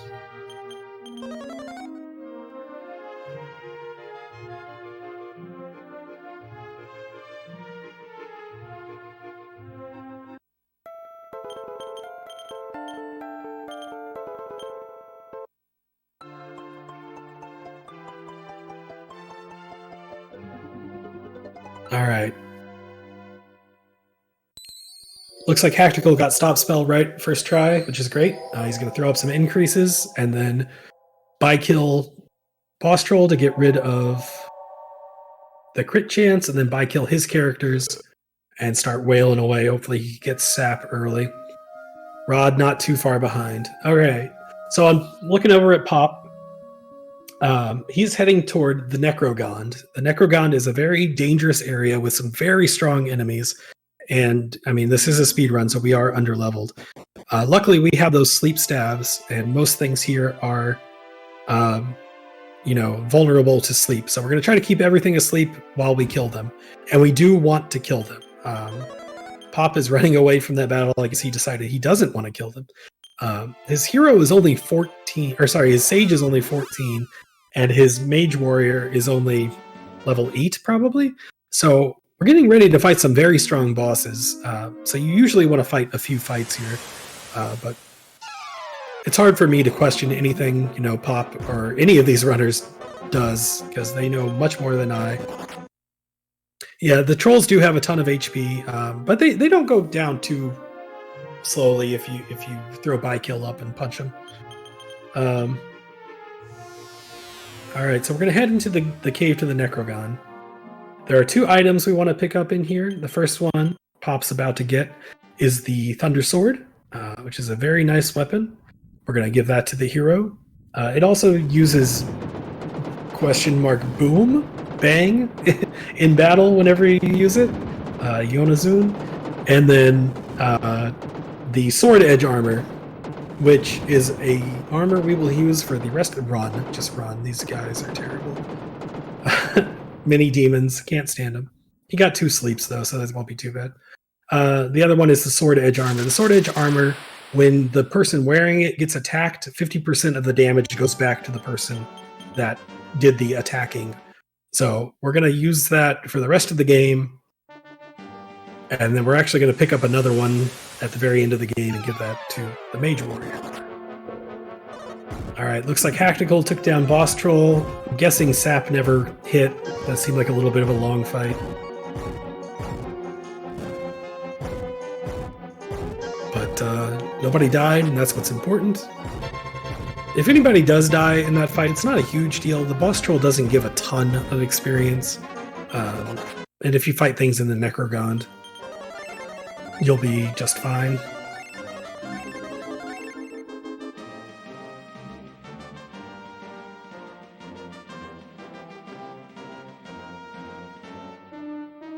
All right. Okay, looks like Rod's fighting Boss Troll. Got stop spell to hit. Good. Gonna once again throw up some more increases. Start the buy kills and then just start wailing away. Mage Warrior got hit there. He's gonna need to heal her before, because he hasn't got the buy kills off yet. We'll do that with the Sage because she'll go first.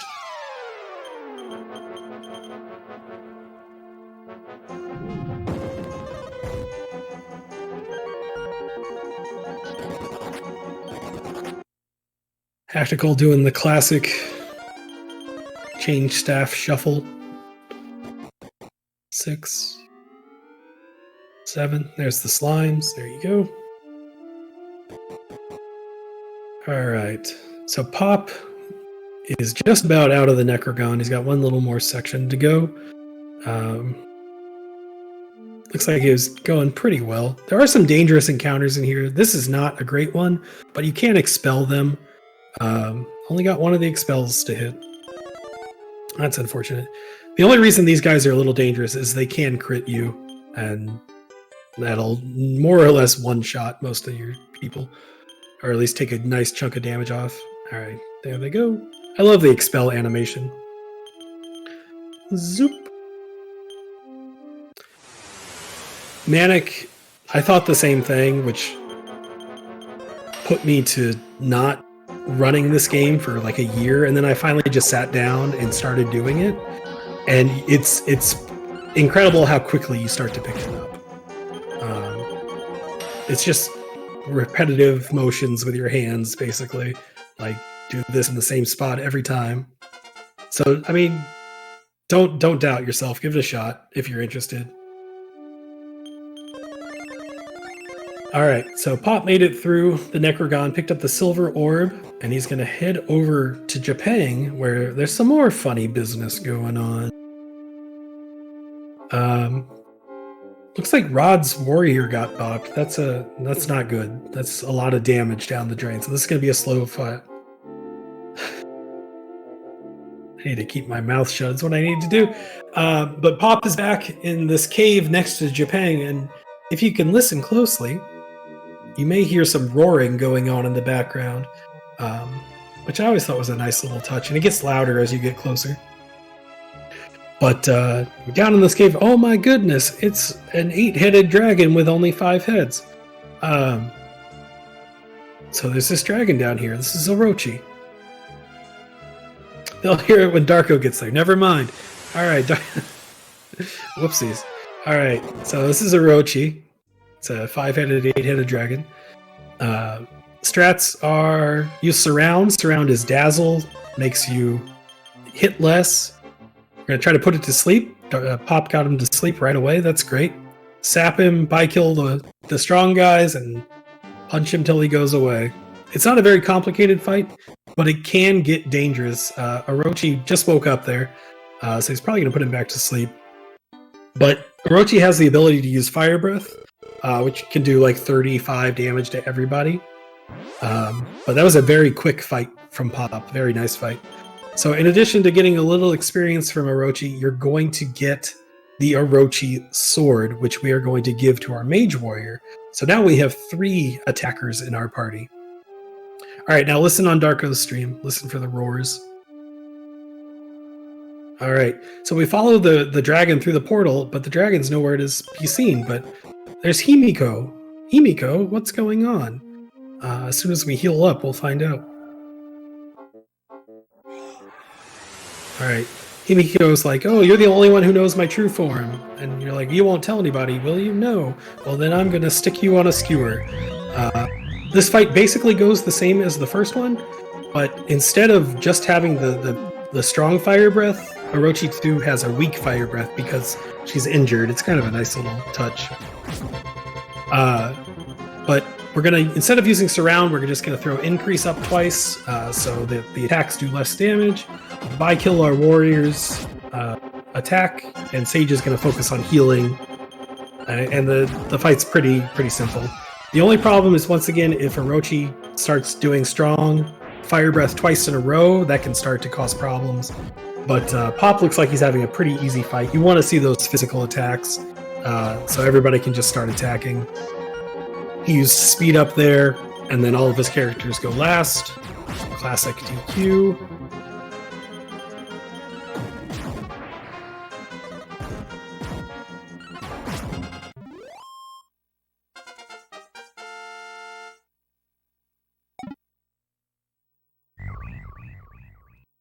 All right, Orochi 1 down for Darko, and Orochi 2 should be going down pretty soon here. There he goes. She goes for Pop.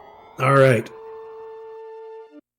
Looks like Rod's heading in to fight. I may have missed it. Did Rod die to Boss Troll? Or did he just decide not to pick up that? No, he didn't die to the boss troll. He just didn't pick up the life nut there. And Hactical is heading down to the Necrogond. All right. So, after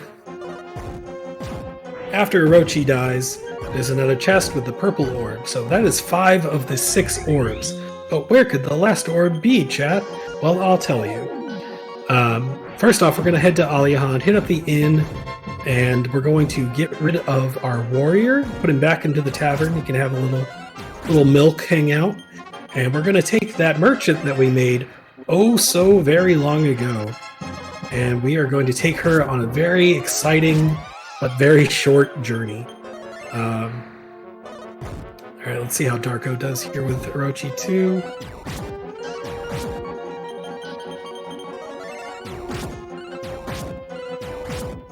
Looks like it's going pretty well.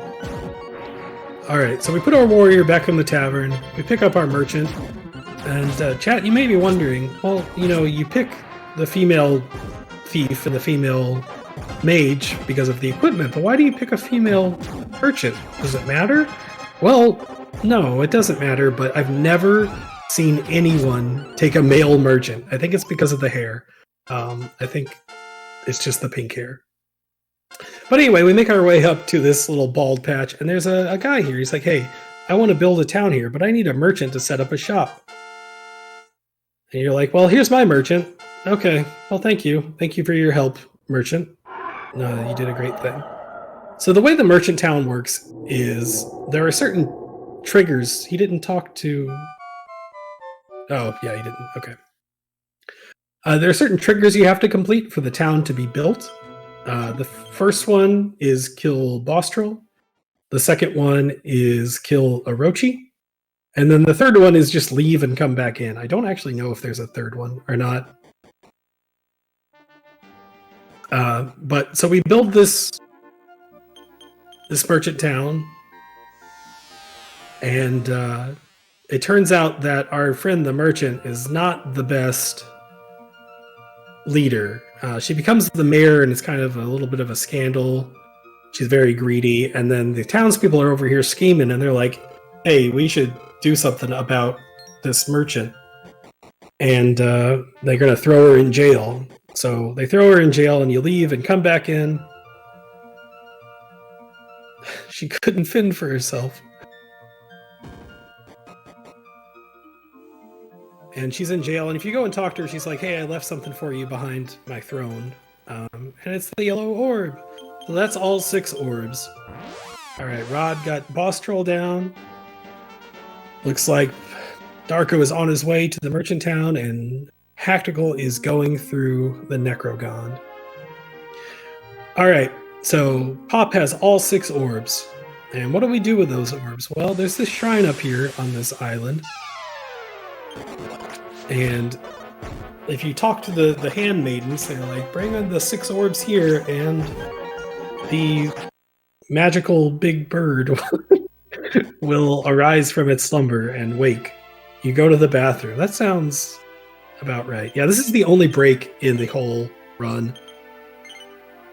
So we put our orbs around this egg, and the egg is going to hatch. There's a little bit of an animation. It's about a minute long. And then, yeah, like Evil Ash pointed out, it's the only time for a break. So if you have to run to the restroom, this is the time to do it during the run. So I'm actually going to step away. I need some water. I've been talking for about 2 hours now, and I don't have any water. So you guys enjoy the music. Hactical's going through the Necrogond. Looks like Rodden's about to do the same, and Darko is about to go get his bird as well. So I'm going to go grab some water, enjoy the music, hang out. If you have any questions, somebody in chat will be happy to answer, and I will be right back.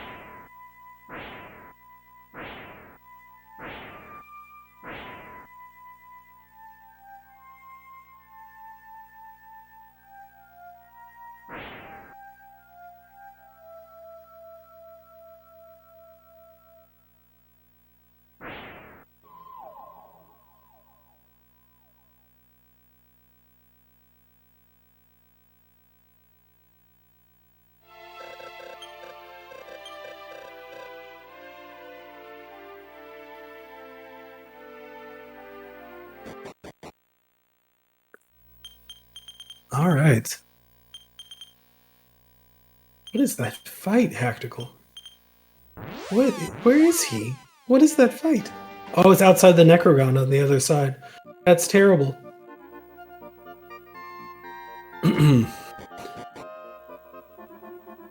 All right.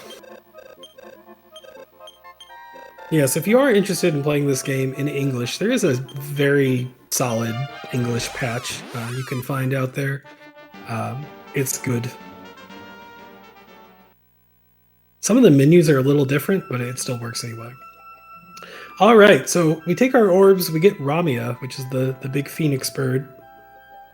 And we're going to do a couple of quick things, and then we're done with Ramia. It's great. First thing we're going to do is land in this forest, and there are 4 rocks that form a cross. And in the center of that cross is the Leaf of the World tree. If you're familiar with Dragon Quest games, you know what that does. It revives a dead party member.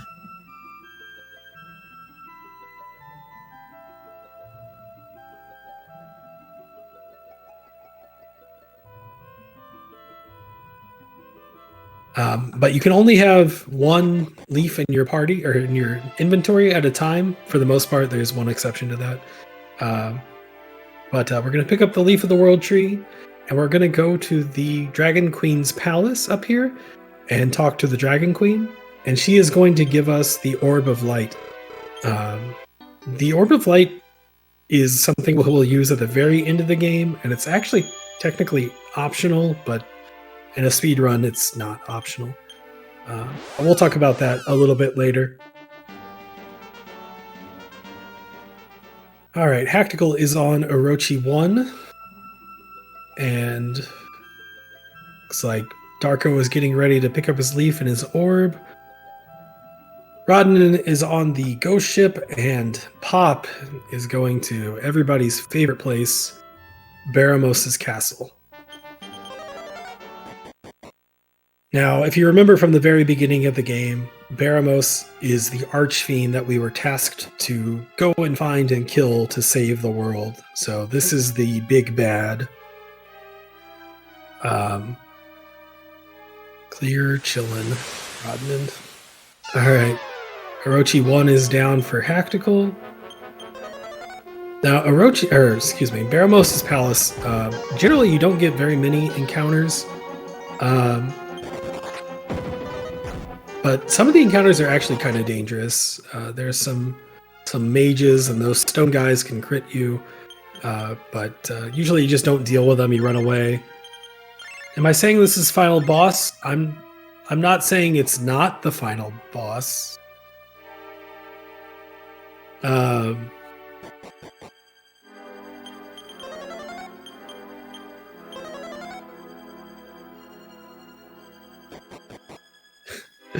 All right, so we're going to make our way through Baramos' castle.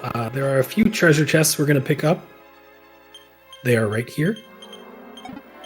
First, well, he's doing them in reverse order, but that's the Misery Helm. It's a good defense, but it's cursed. It lowers the wearer's luck to 0. That is a prayer ring. And the top one is the Genie Axe or Demon Hammer or whatever translation you want to pick. It has a higher chance to crit, but it also misses. So, just like in DQ4, it's, well, not just like in DQ4, but similar to the DQ4 hammer. But that's all we're going to do in the castle. We're going to start making our way to Baramos.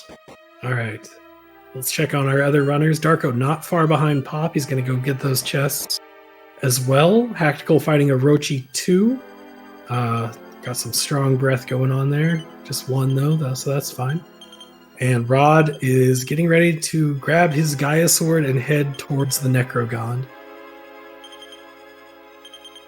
So the Baramos fight is very, very complicated.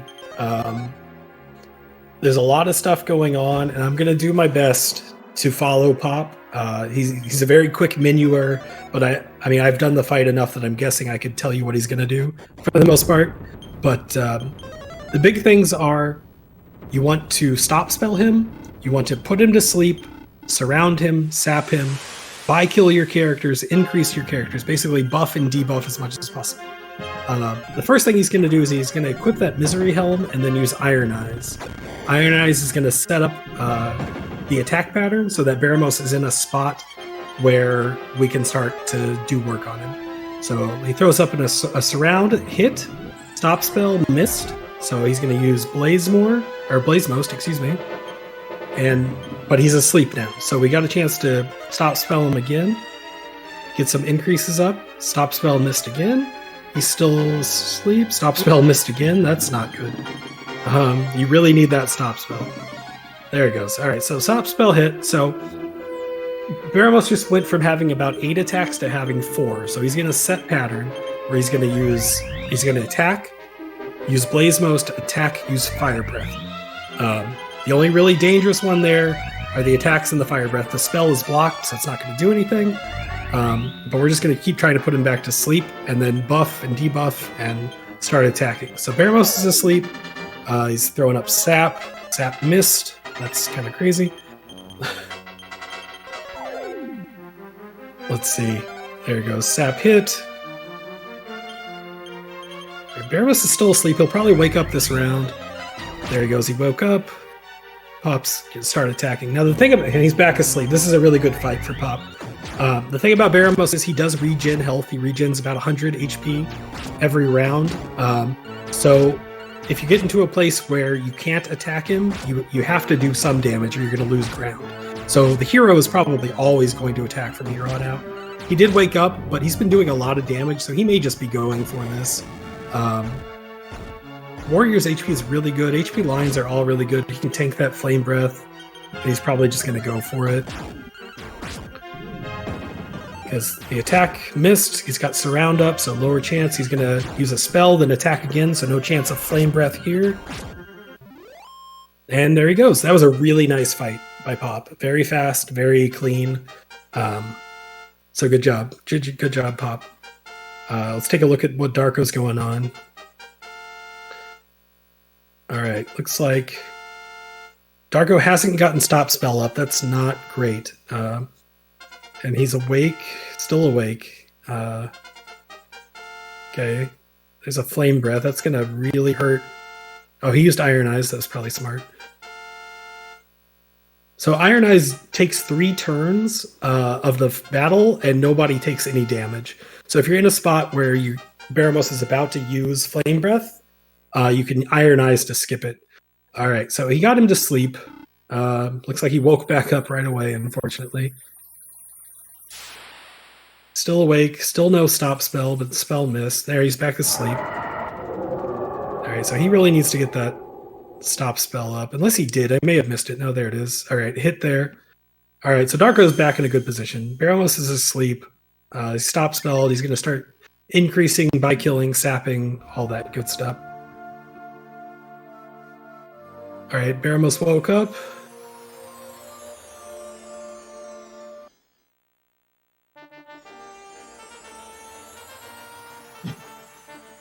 I guess he forgot that he already got stop spell up, but he went back to sleep. So he's going to probably start attacking here pretty soon. Sap missed, unfortunately.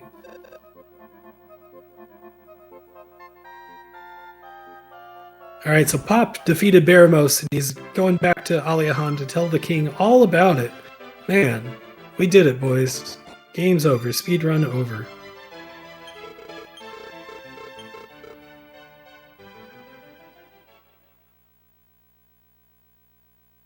Let the trumpets play.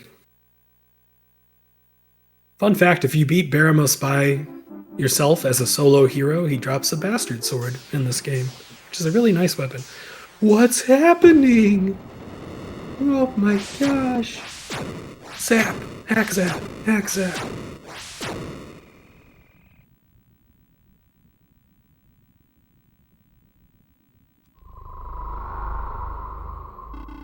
Zoma says, I am Zoma. All right. So Zoma appears, and he doesn't like trumpets, so he zaps them all, and he's like, ha ha ha, I'm the great evil of this game, come and fight me now. And you're like, okay. All right, Baramos down for Darko as well. Great. That's great.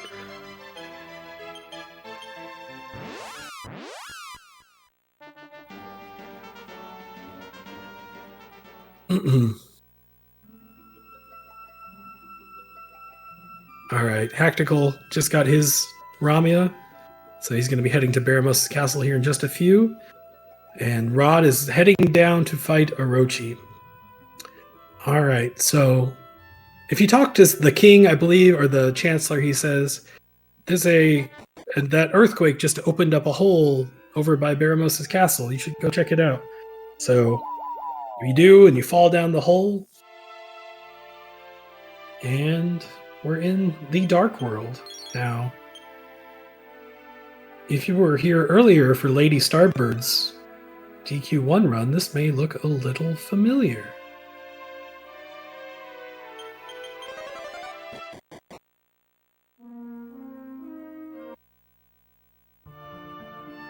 Welcome to Olifgard, everyone. All right. So this is the world of DQ1. This is Olifgard. And we are in Ratatome Palace, or Ratatome City, Tantegel Castle from DW1.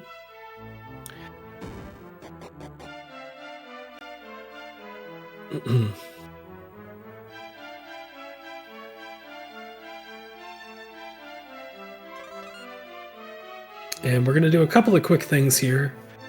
This is going to be interesting. I'm excited to see what these players do from here on out, because there are a couple of paths they can take. I'm guessing they're going to take the safer one, but you never know with these runners.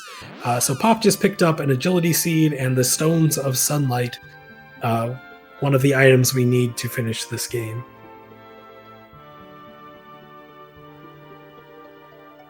All right, so let's see.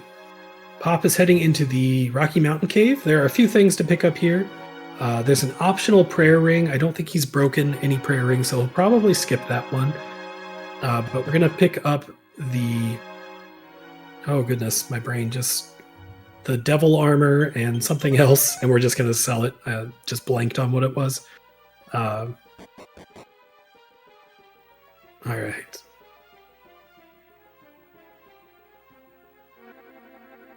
Sword of Destruction? Is that what it is? Maybe that's what it is. I think that's what it is. There's a lot going on, guys. All right. Rod took down Orochi 1. Getting ready to fight Orochi 2. And Hactical's taking a safety save, not a bad idea, before heading over to Baramos' castle. All right. So... Pop is heading down to the desert, and down in the desert here, how long will you be able to enjoy this race? The race has probably got about 35-40 minutes left, maybe a little bit more for the runners that are a little bit behind. But the event goes on today and tomorrow. Got lots of Dragon Quest runs if you're interested in sticking around. So Pop is heading down to the desert. No problem at all.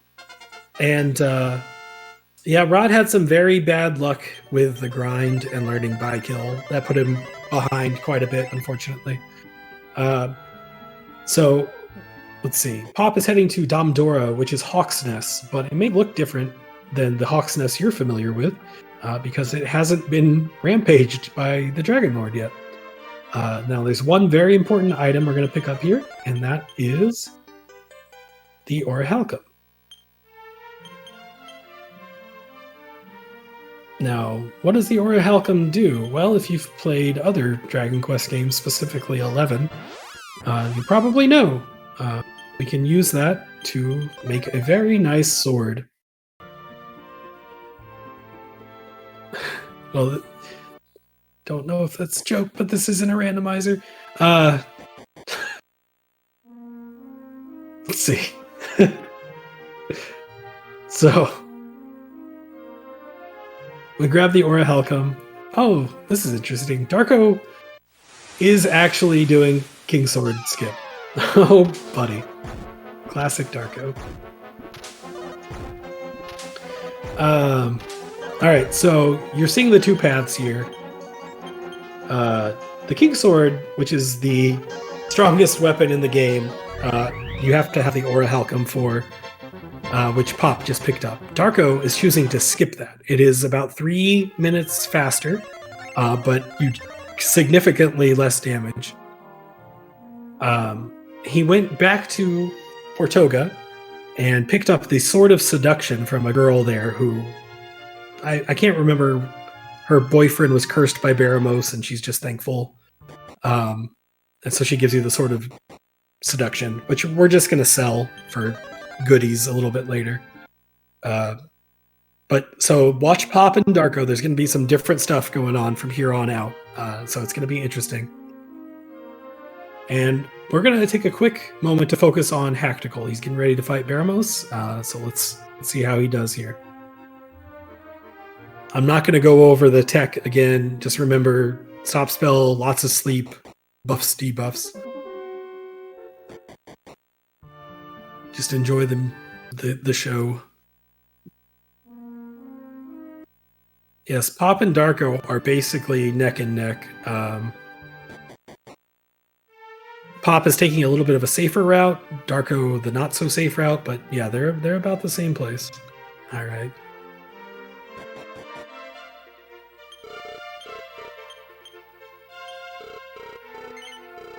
All right, good. Sleep. And stop spell missed. Missed again, but he's still asleep, so that's okay.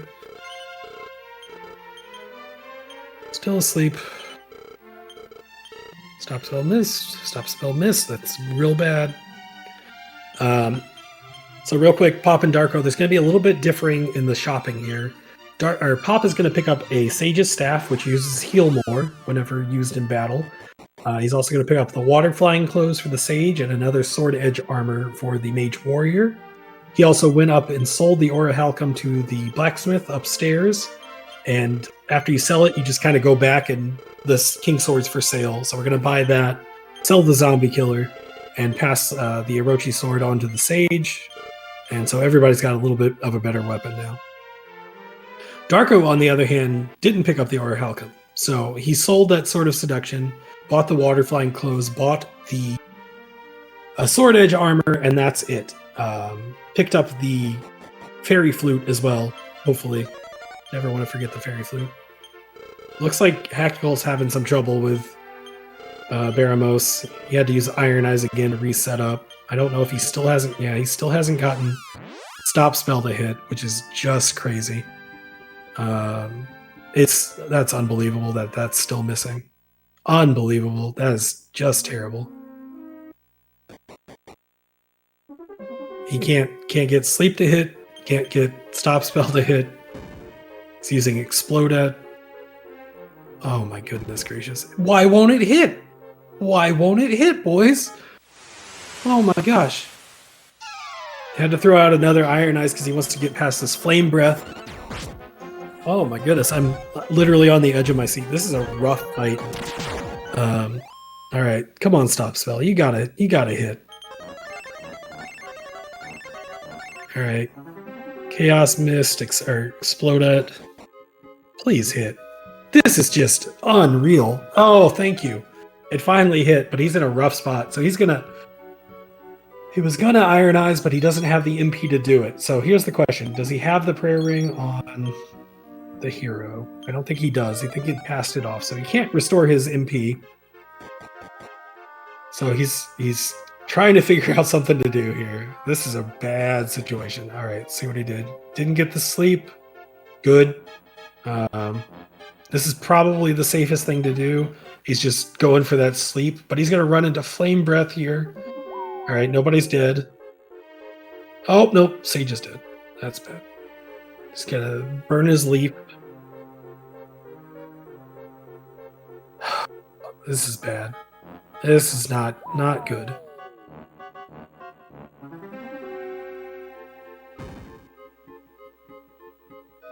This one's done. He's gonna kill himself. Man, it took so long for him to get Stop Spell to land that he was out of MP on the hero and just in a bad situation. So he did save before going to the Baramos' castle, but it's actually faster just to go get leaves, revive, and head back in. If he dies again, he'll have to reset. I believe. Maybe not. I don't know. Okay, so he's going to head back in. There's a Hagure on Pop's screen. Sorry, I'm exhausted from that Baramos fight. Pop getting a little greedy, going for the Hagu. Threw the Moth Powder at the bear, so hopefully the bear would attack the Hagure, but our boy ran away, so that's okay. Alright, Darko made it to the top of the tower. You play the fairy flute in front of the Rubus statue, and Rubus comes to life. And she gives you the token. The hero's token. One of the other much-needed items to finish the game.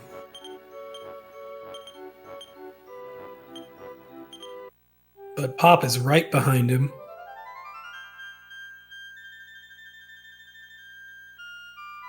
Alright. Darko heading to Samanosa just to use the inn real quick. Samanosa is the best place to heal and to revive. So he's going to get his MP back before he starts heading towards Zoma's castle. Oh, he also needs to revive. I didn't see somebody. Got killed there.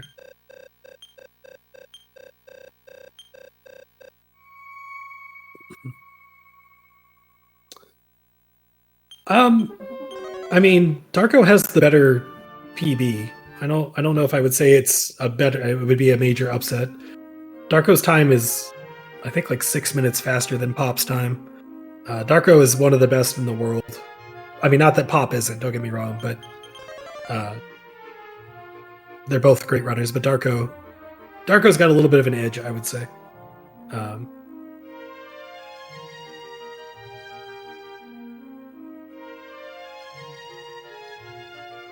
No, yeah, so real quickly, I'll go over this.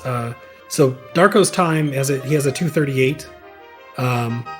Pop has a 2:44. Hactical has a 2:56, and Rod has a 3:03. So, I mean, they're all, relatively close for this game, because, like, that time difference really isn't that significant with DQ3.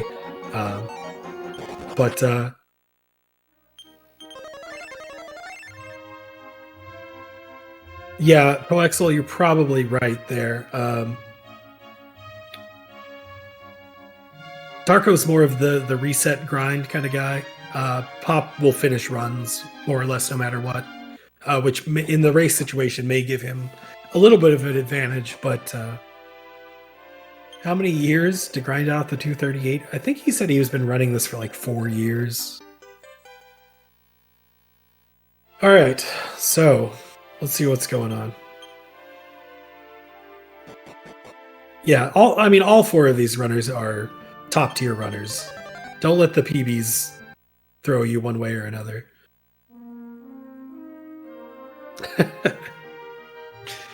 All right, so Darko there just went and talked to the Elf Queen. She gives you the Staff of Rain. It's kind of a weird little like fourth wall break, because like the Elf Queen is like, aren't you so and so with the birth date of this and this? Because at the beginning of the game, you type in your real name and your real birthday, and it's kind of a nice little nod to the player.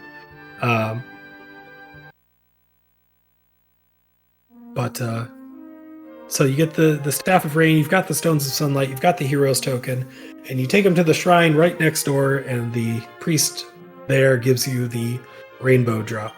So the bottom 2 runners are going to make their way towards Zoma's castle, but let's take a look again at Hactical, see if he gets some better luck against the Baramos fight. Alright, Stop Spell hit very quickly this time, but he did get hit by Explodette, but he is asleep now, so this is a much better start. He can start throwing up some buffs and debuffs and healing. Baramos did wake up there, but he went right back to sleep, so that's great. 2 Hagus on Pop's screen. Let's see if he gets one. Nope, see you later.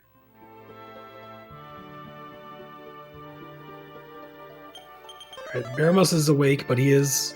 now he's back to sleep. I was going to say, he is Stop Spelled. Alright, woke up. Let's see. Alright, Hactical choosing to throw up an Iron Eyes there to bypass the Flame Breath. Let's see if he's probably going to do it again. He's right on Flame Breath again. I don't know. He doesn't have the MP again, man. So he's gonna have to tank this Flame Breath. Hopefully, all right. Hopefully he goes back to sleep. Please go to sleep. Thank you. All right, back to sleep. Whew. A little Behoimi, heal up.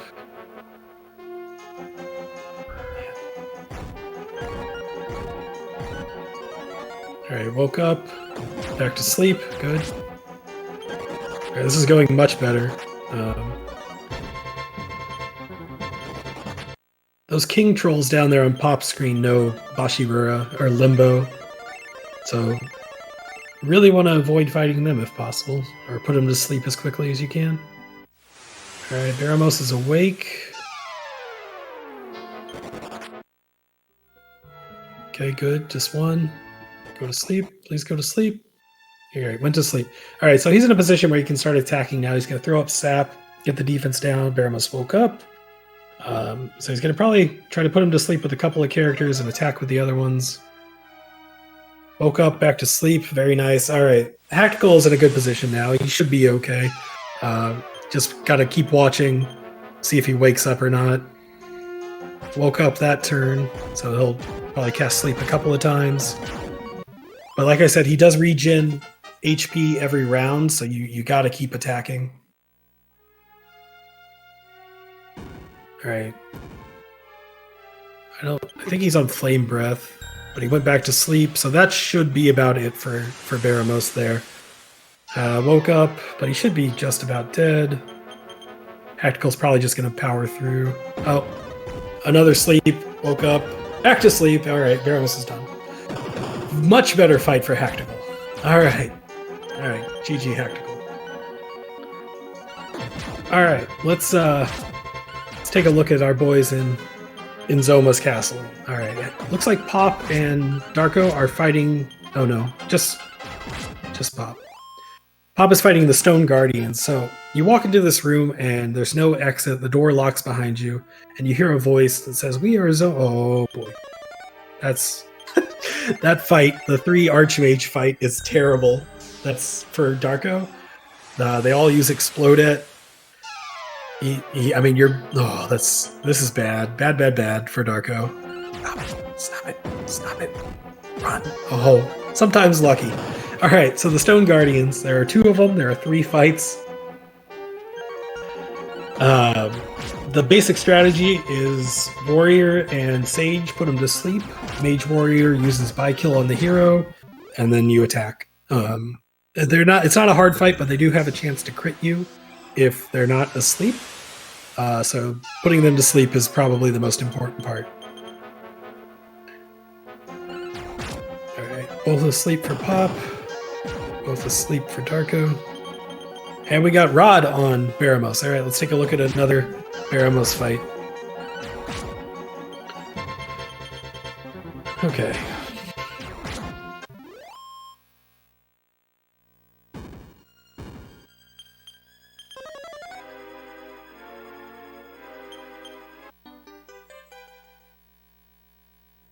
Rod, what you doing there? Get some sleeps going. No stop spell yet. There's a Blaze Most. All right, went to sleep. Good.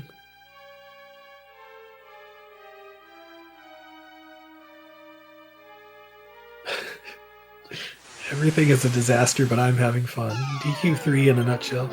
All right, no stop spell for Baramos or for Rod yet. Looks like he woke up there. Stop spell missed again. This seems very familiar.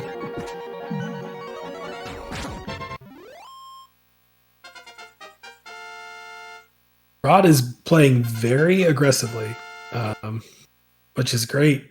He's just got to be careful. Usually you try to throw up a safety, sleep here and there in case he wakes up, but he's just going all in. So what is happening here? All right. Ironizing again, trying to get a better position on the rotation here. All right, I'm gonna back away from Rod's Baramos fight as much as I want to watch it. But Pop and Darko are getting deep into Zoma's castle. Pop is in it's a rocky man. So Pop just fought that little red demon in the middle there. It's called a Balrog, and they use Zaraki, which is Kathwak or whatever. Uses death on everybody. So Pop is in a kind of a nasty position here. Hero is dead. Warrior is dead. All right. So I don't know if he's going to back out or not. He could leave, revive, come back in. Doesn't look like... Oh, no, sorry. His Sage is dead. So he does have the one leaf. All right. But in addition to that, there is another leaf in the castle. Now, normally you want that for the Zoma fight, but he is going to keep going and pick up that leaf. It's on this floor he's on right now, and just immediately burn it. It's not a great situation, but the race is so close that I'm guessing he thinks this is the only thing he can do to stay in this race, because Darko is right on his heels.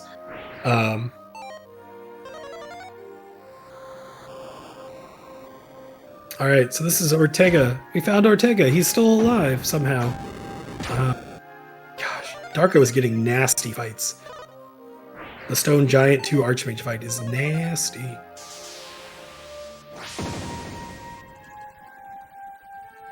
So you walk up on Ortega fighting the King Hydra, but you just stand there and watch. Dad, do you want some help? Hey, Dad? Dad, you're out of MP. What do you... Dad? Dad, no, don't do it. Don't run away. Run. Ortega, no.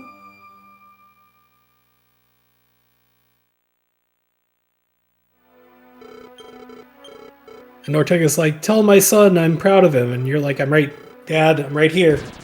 Dad, I'm right. Okay, sorry.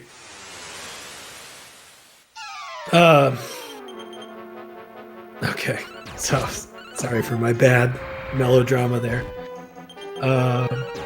Alright, the one salamander fight for Pop isn't too bad. They use strong flame breath, but don't have too much HP, so not too bad.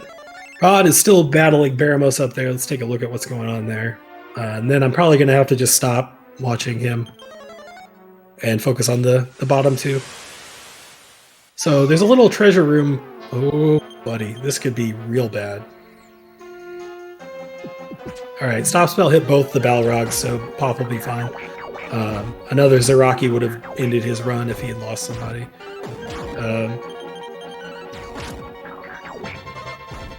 Rod is in a rough spot. Okay, there he goes. Good job, Rod. Alright, good. So there's a little treasure room in Baramos' castle. We're going to pick up 3 items in there. The first one, excuse me, is probably the most important item in the game. Oh wait, he does it in a different order. That's a Leaf of the World Tree, which he's going to have to burn right away. We got a prayer ring, and then we get the all-important Sage's Stone. Sage's Stone, I don't know, I've been talking for 2.5 hours. Words are just all over the place at this point. But we get the Sage's Stone, which uses a heal on everybody. And it looks like Darko lost a character there as well. This has been a rough Zoma's castle for our racers. But Pop's got all his warriors back alive. Using Expel on the Skeletoids, and he's going to make it down. Alright, so Pop is down to the final floor of our dungeon, where we get to go face to face with not only Zoma, but 3 of his best friends. We've got a small little boss rush here. Now remember, Pop cannot revive anyone. So if somebody dies, his run is basically dead. Okay? And same for Darko. Darko is about to ready to use his last leaf as well. So this is going to be rough. Alright, first we have King Hydra. Then we have Baramos Bomus. And then Baramos, Zombie Baramos. Alright?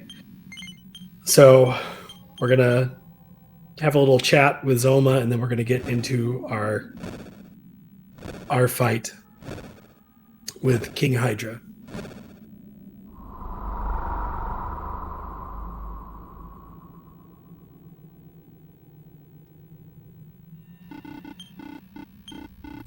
DQ3 does have Vivify, but you don't learn it until level 24 with the Sage, and we're not there yet.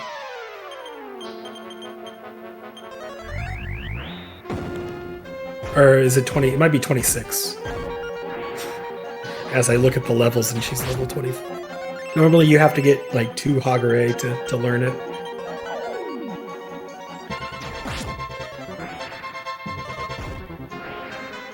Hop is winning at the moment, yes, but anything could happen in these next fights.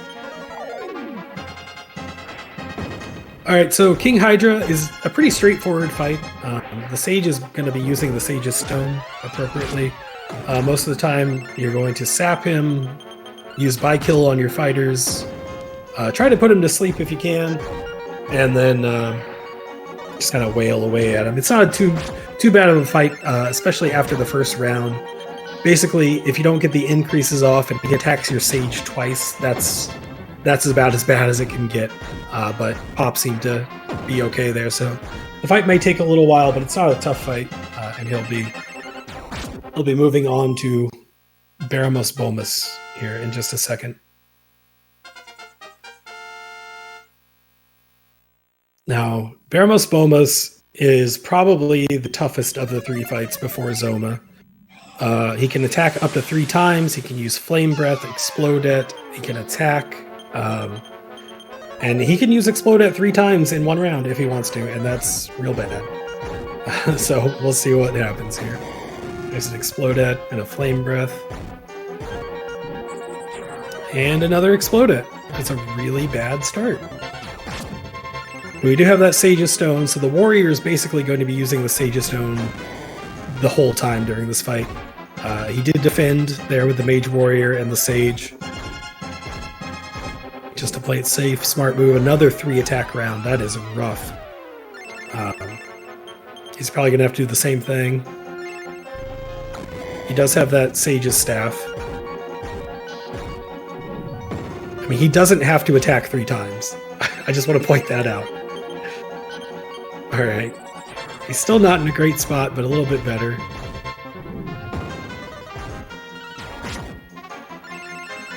Okay. Alright. Better. Okay. Use the Sage's Staff on the Mage Warrior there, get her up to almost full HP, and he's in a much better spot now, so he can start attacking and debuffing and buffing and all that good stuff. I believe he already threw up sap. I think he did it first round, so. Alright, and there's Bomus down. Okay.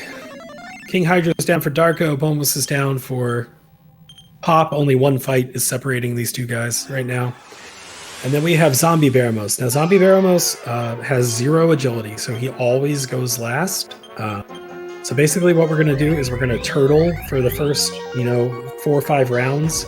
Throw up as many increases as we can. Please don't attack the Sage. You attack the Sage! Oh my goodness, Pop. Pop is done. That's so unfortunate. Oh my goodness. Oh, that is rough. I mean, he can try his best. No, I mean, it's done now. He's just going to have to die and come back in. That's so rough. Just bad luck. Yeah. Yes, you have to fight the mini bosses all over again. Yeah, that's real unfortunate. 25% chance to hit the Sage twice. And basically, basically he just had to make it through that first round and it would have been okay. So we'll see what happens with Darko. Darko got Bomus down. Looks like he had a much nicer fight than Pop did. Our other runners, take a quick look. Looks like Hactical is in Rubus's tower. He's almost done. There's a couple more floors. And Rod is heading down to Damdora to get his Aura Halcum. Those red shadows are terrifying, by the way. Vile shadows. They use Zaraki as well. Kathwak. So, good quick run. Very nice. All right, zombie. All right. So looks like he went for his sage too. All right, but we're gonna heal up. He may have. Okay. Okay. Just one attack. So Darko should be fine now. Once you get past the first few rounds, you get a few increases up. You're generally okay. Yeah, so he's only doing about 12 damage now, so... Yeah, Zombie Baramos is unweighted, it's 25%, so...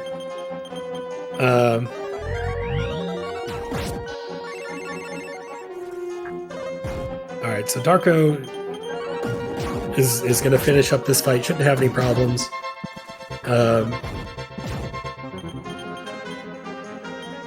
So the only quote-unquote good thing about Pop wiping there is that he can go and get another leaf, which he just did, and then he hit a save, so I mean, it's not great, obviously, but he does have that leaf back now. But, alright. Zombie Baramos should be just about down for Darko, and then we're gonna head into the last fight. Zoma is terrible. It is a very hard fight. Even the best players in the world struggle for it. I mean, he's just mean. So we're gonna just kind of take it step by step. You're gonna see a lot of the same thing over and over again, and but that's just the way we have to play it. I would disagree. I think Zoma is a very fun fight as far as the speedrun goes. It's very fun just to kind of play it, but it is hard. It is very hard, and one mistake can just end the game. So all of these runners are very, very good. I can't emphasize that enough. They're very experienced. They know what they're doing. But if Zoma does certain things in a certain order, sometimes there's nothing you can do. All right. So first off, we're gonna use Vykill on the hero. The warrior is going to use the Sage's Stone every round in this fight. The hero is going to attack, and the Sage is going to use the Orb of Light. The Orb of Light breaks the barrier around Zoma, so you can do more damage. He won't regen health anymore. So it's a little bit nicer fight. You can fight him without using the Orb, but it's not good. There is a small chance that the Sage will go before Zoma and use the Orb of Light. If she does, then Zoma doesn't attack that round, and that's very helpful.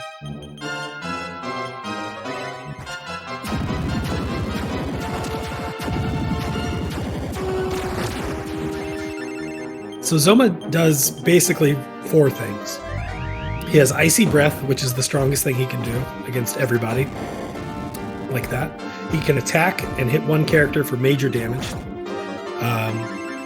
He can use Yadaruko, which is Ice Spears, I believe, which is kind of medium damage for everybody. And the last thing is he can use Waves of Ice. And Wave of Ice, like in all the other DQ games, takes away any buffs and debuffs.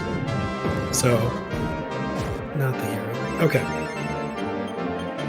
So the major difference is between the Kingsword route and the Kingsword Cut route, which Darko is doing, is the Sage doesn't have the Sage's Staff.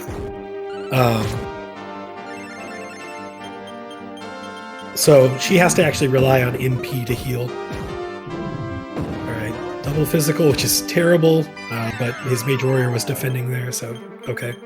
Yeah, double physical is probably the worst thing he can do. Double flame or ice breath is awful. Well, Sage might be done. Yep, see a Sage. So, is Darko done? Not necessarily, but probably. Losing the Sage that early in the fight is very rough. So his strats are going to change from very offensive to very defensive. There's going to be a lot of defending, a lot of hope for physical attacks against the front 2 characters, because he does have that sword edge armor. which reflects damage. It can be done. It's going to be a very long fight if it does go through, but it is possible. So we'll see what happens here. He's doing a lot of physicals. He's almost done there, that's for sure. Yeah, no, Darko lost characters. This is bad. Yep, double flame breath. Warrior's done. That Darko's done. He's just probably going to defend or try to run away. And all right, Soma is not playing nice today. Excuse me. All right.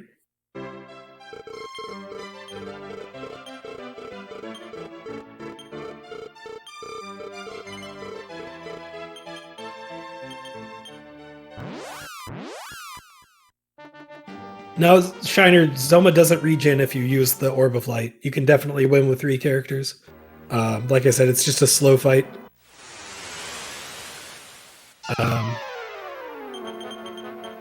It just depends on the route you take and the items you have.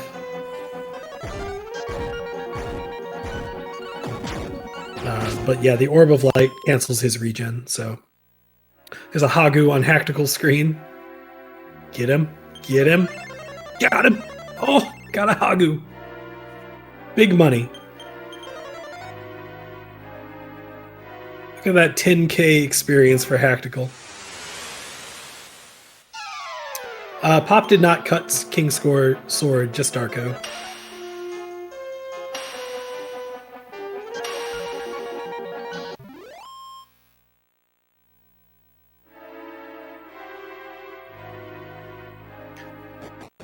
All right, here we go again for Pop. So, like somebody asked in chat, yes, you have to refight all the mini bosses again. But here we go.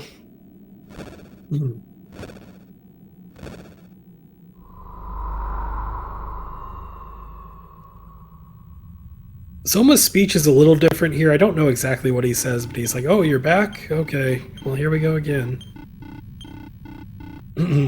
That was a Hagure, which is a liquid metal slime. It gives 10,000 experience. Or like 9,980 or something like that.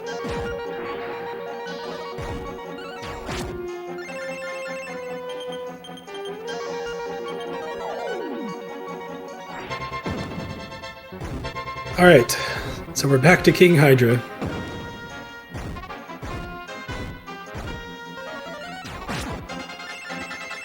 Darko's not ahead. Pop is in the lead right now. I believe Hactical was referring to Darko being ahead of him, but they're probably about neck and neck. You don't have to watch the Ortega scene again whenever you go through the castle for the second time, so that saves a few minutes.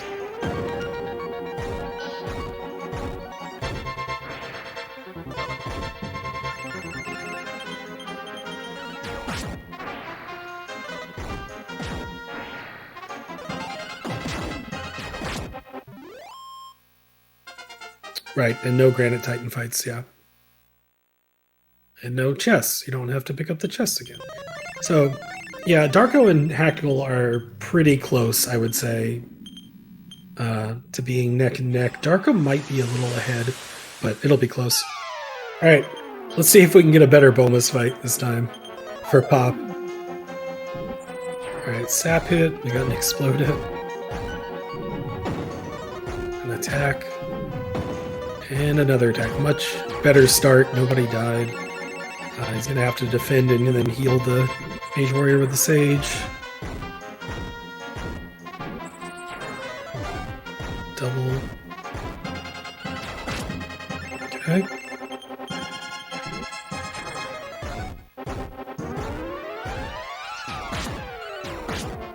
This is a much better fight, other than that miss just now. You really want to see physical attacks. It's the weakest thing he can do. And obviously it only hits one person. Alright, Bomas down. Very nice. Alright. All right, zombie. Let's be cool. All right, man. Just take it easy. Don't need to target the sage twice.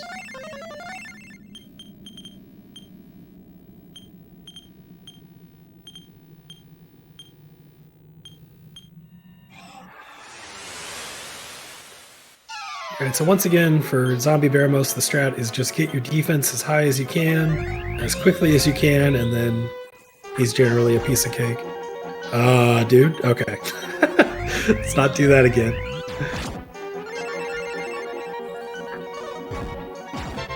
Does not like this sage.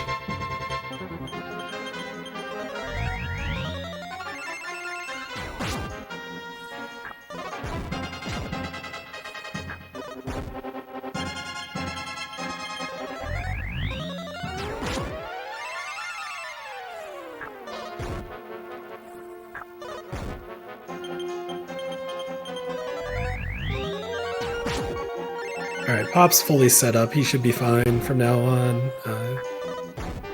Just gonna keep attacking, keep healing, and move on to Zoma.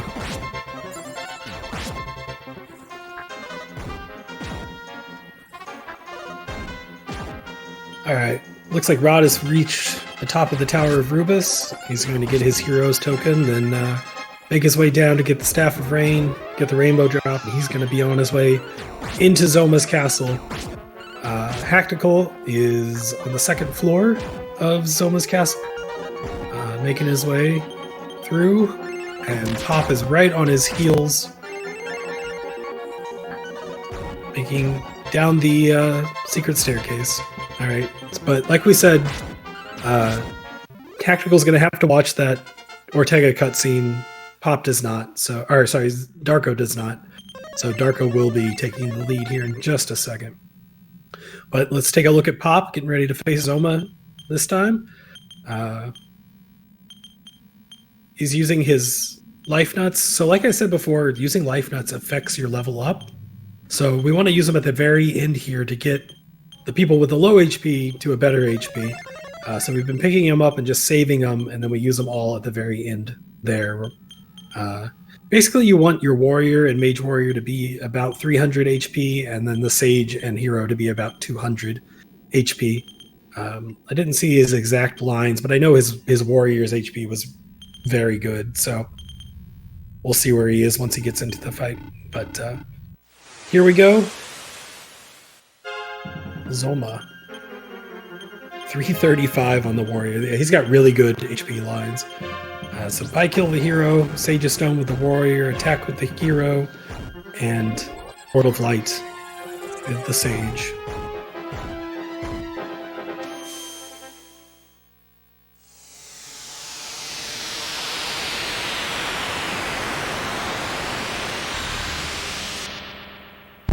Also enjoy the music, because it's great.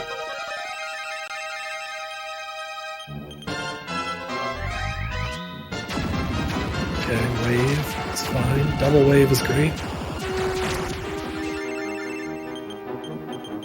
Just gonna set up again, buy kill, and then use increase.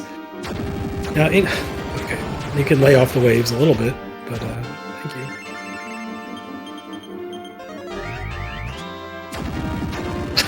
Really, Zoma? You're gonna do this? Nice outspeed, by the way, too.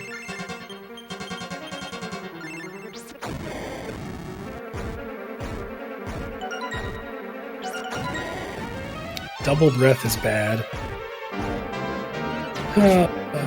He's probably gonna have to turtle a little bit. Maybe no, he's fine. He's okay. He's using heal with the hero. Interesting play. Oh, Sage, please, Sage.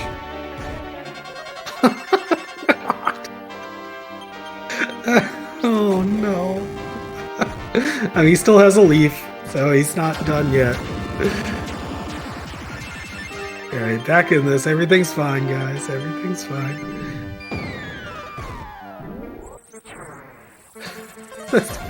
Poor Sage. He's just getting pummeled right now.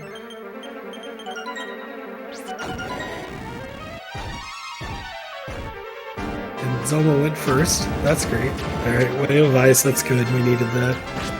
All right, we're back to it. Back in it. I mean, Zoma's doing 128 damage with an increase up, with upped defense, so yeah. Attacks are very scary. He can easily wipe any character with 2 attacks.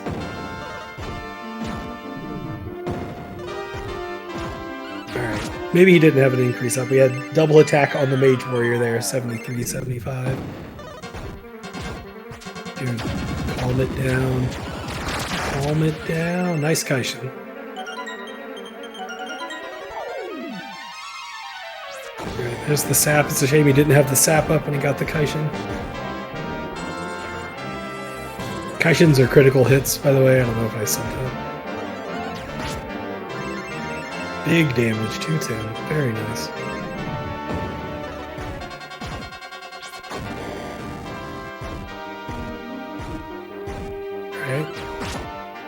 Alright. Gonna have to defend with the Mage Warrior, just in case.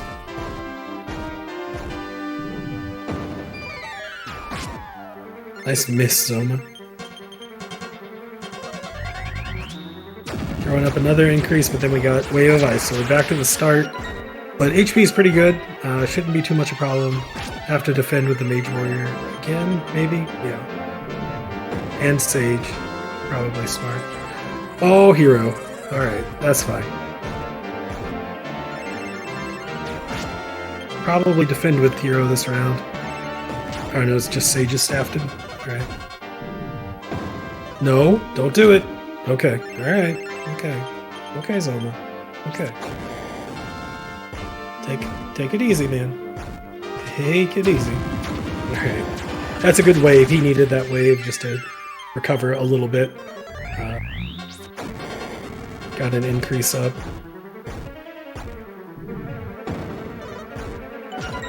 Okay. Hop's making really good progress on Zoma right now. What was that turn order? Game? Okay, fine. The worst thing that can probably happen in this fight is if the warrior outspeeds Zoma. The warrior is using the Sage's Stone every round, and if he gets that heal off before Zoma's attacks, then it's trouble. It's not necessarily the end of the round, but it's trouble. Mohawk Wig strats, there you go. Nacho knows what's up. Yeah. Okay. I don't really know if anybody does Mohawk Wig anymore.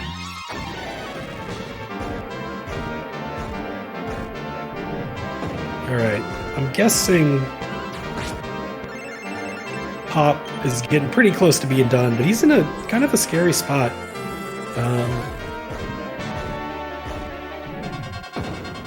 I'm guessing he defend. Okay, he should be alright.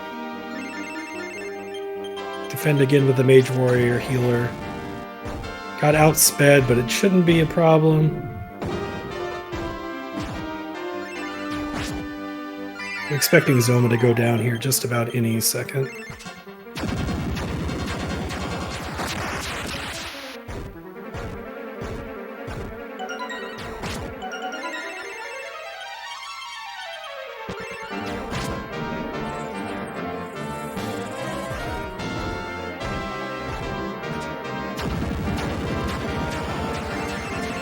Yeah, Mage or Sage has the meteorite. You always want her to go first. Wait, what? Turn order, man.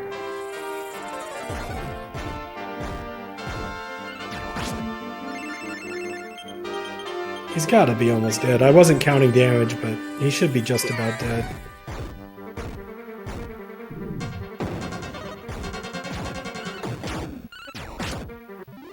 There we go. GG. Whew. Good fight.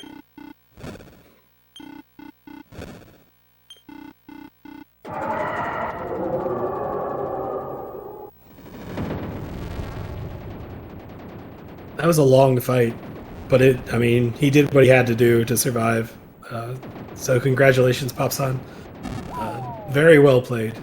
Very, very good job. It's going to be about a 3:13, which these runners would all say that's a bad time, but that's a pretty solid race time. So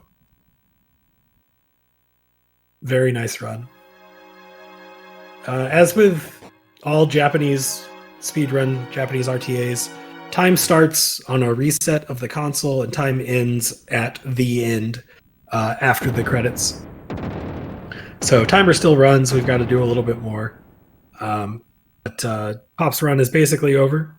So let's switch over to Darko, who's getting ready to fight Zoma. So same thing. You know, buff the hero. Use the orb of light.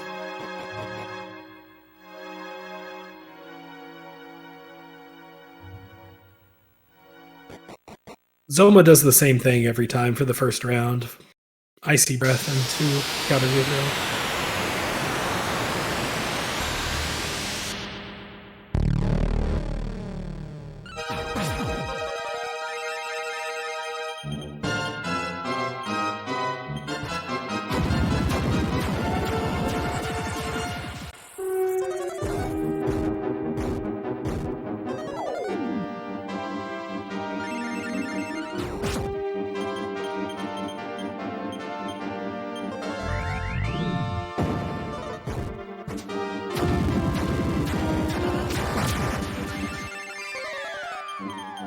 So one thing to remember, and I know I mentioned this before, but the big difference between Darko's route and Pop's route is that Darko's going to be doing less damage with the hero. Hero's strength looks pretty good, so maybe not that much less damage. But the Sage has to watch her MP. So Pop could use the Sage's staff any turn and not have to worry about it, but Darko's going to have to watch her MP if it starts to get low and use a ring. So that's the big difference. A lot more management going on.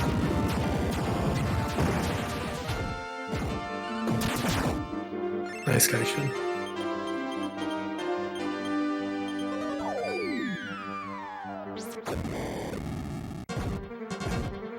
All right, and we got Hactical on Zoma. Man, he snuck up on me. I was so enthralled with Pop's run.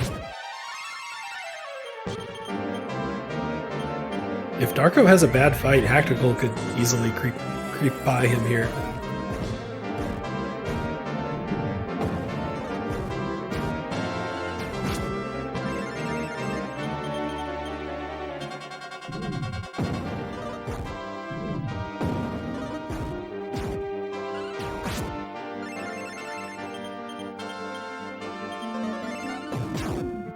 Rob, that's a nasty fight, by the way. Archfiend, Balrog.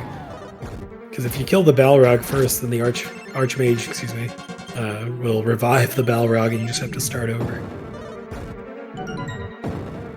Not the Sage. Okay. Alright.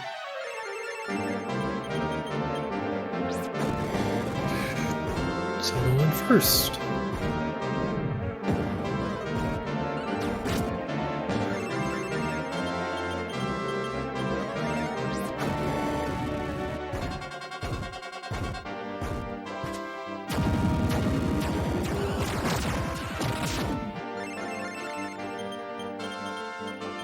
Yeah, it looks like Hactical had a really good castle.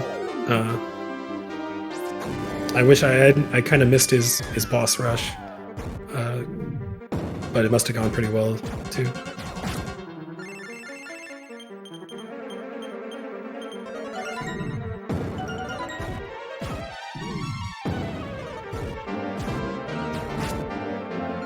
No.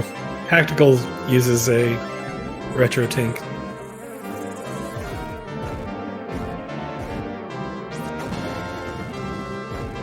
Oh, SSC, excuse me. I thought you just bought a retro tank. Oh, never mind.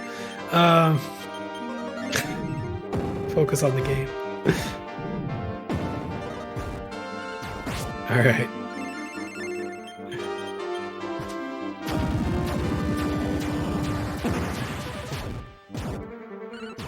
Super Famicom minus Super Famiclone. Tactical lost his Sage, but he's got leaves, so he'll probably turtle around and then try to revive her. Okay, waves are great. Welcome back, Sage.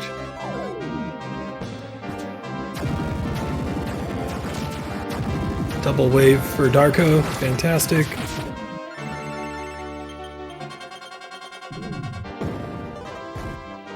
I mean, if you're gonna get waved once, you might as well get waved twice, right? Nice miss. Not the Mage Warrior. Oh, okay. Alright, nice. Tactical. Careful, dude. Please turn order. Please turn order. Okay, good.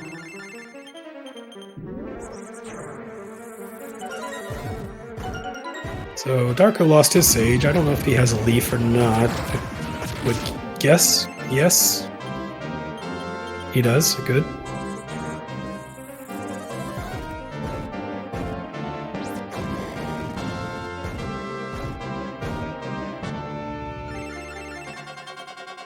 Oh, Zoma. No, no, no, no, no. No, Zoma. No, Zoma. Okay, thank you for the wave, Zoma. Ooh! Outturned the Sage. That was scary. And Pop's time is coming up in just a second.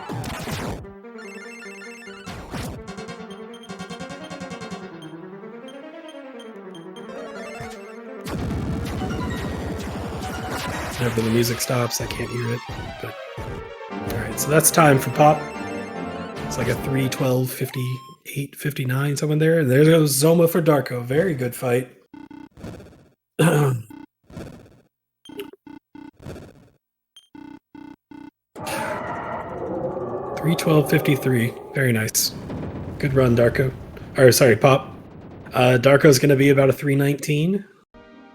It's usually about 7 minutes between Zoma's death and the end of the game. All right, so let's take a look at Tactical finishing up, hopefully, his Zoma fight.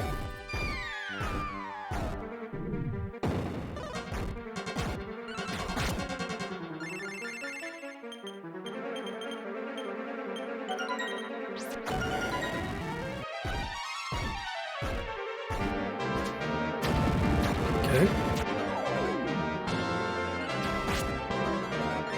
The one instance where it's good for Zoma to go first is when he waves before you use your debuffs. Okay, Yarabuko. More waves. It's unfortunate.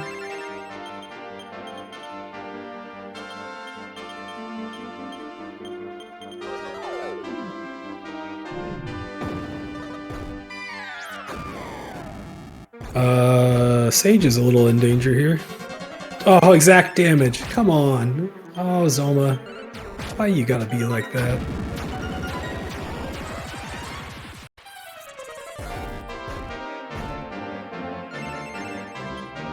I guess he used both his leaves. I didn't see the other one. He maybe used it in the castle. He's far enough in this fight that he still has a good chance, I would say, of finishing this out.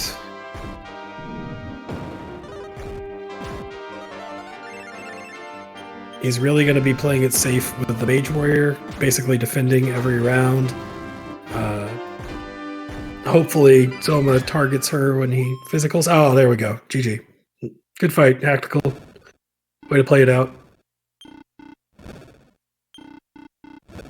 Very nice. So Tactical's going to be about a 3:22.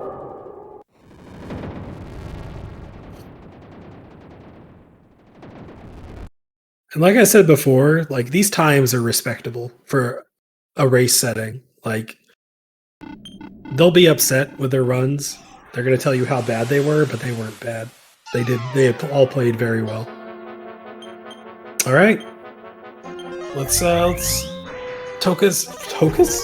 focus on Rod. Getting tired. Too much talking. All right, Rod is on King Hydra, the first of the boss rush.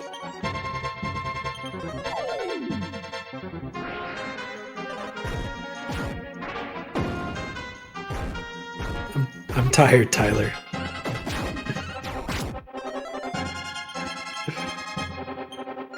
Oh look, some Diener's here. Hello, some Diener.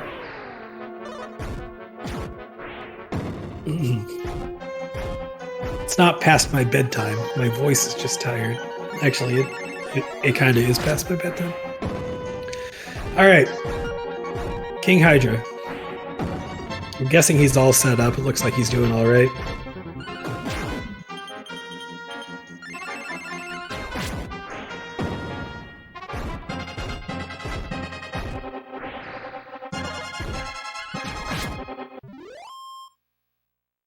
There goes King Hydra.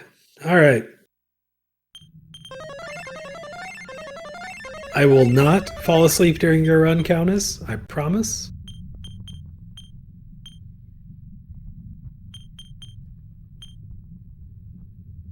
In fact, I'll do commentary for your run too. I'm just kidding. No, I won't. All right. Looks like Rod's getting set up for the second fight. The only thing you really have to do to set up for this fight is make sure you switch the Sage's Stone with the Sage's Staff, so that the Warrior has the stone and the Sage has the staff. Then you generally organize your inventory so you get all the junk out so you can focus. But all right, kind of a rough first round.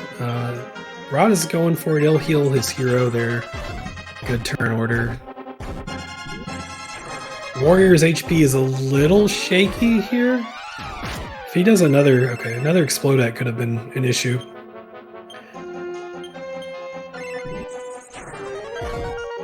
And if anybody is not sure, the party order here from left to right is Mage, Warrior, Warrior, Hero, Sage.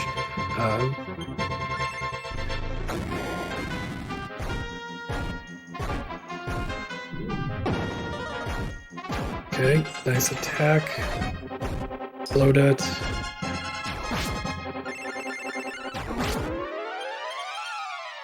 He may want to defend, yeah. I think that's a smart move, defending with the Mage Warrior there so he can heal the Warrior. I think that was the right play. There, good job. Good fight.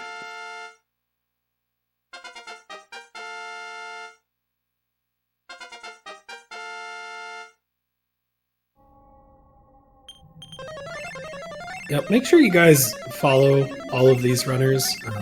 If you like DQ3, if you like RPG speedruns in general, these guys all are great people to follow. Pop runs basically Dragon Quest 1 through 6, as well as other RPGs, other speed games. Darko is working on Phantasy Star 4 right now, but also has a huge catalog of speedruns. Tactical runs 3 or 4 different Dragon Quest games. And Rod, I know, runs this, but he also runs Kirby and I believe Zelda. So like, if you're just interested in good quality speedruns, all 4 of these guys are good follows. So make sure and click those follow buttons. They deserve the love. All right, looks like he got a good setup for Zombie Baramos. Like I said, once you get about 2 or 3 rounds in, this fight is not a threat anymore. Once your defense is high enough, you just start plugging away. Unfortunately, nobody submitted it. DQ7, that is.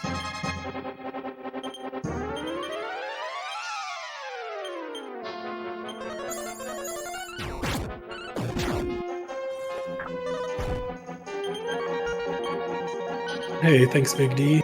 Thanks Tactical.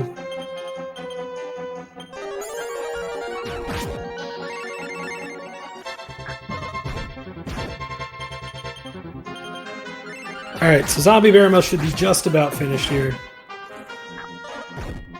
And then we've got Big Z.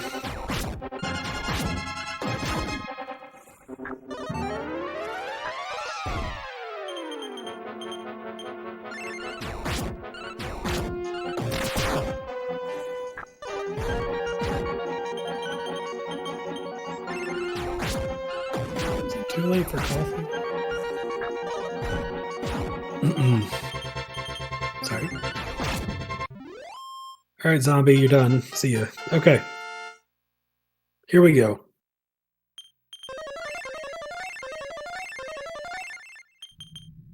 So what Rod just did there, I never said anything about this, but in the remake of this game, there's a kind of a quality of life thing called Monton, which uses your character's MP as efficiently as possible to heal. So if you ever need a quick heal, that's the best way to do it.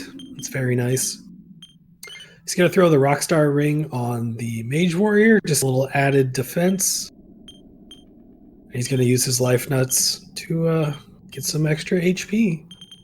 Then he'll heal up one more time, restore MP, and it'll be time to... That's funny, Shiner. Time to fight Big Z.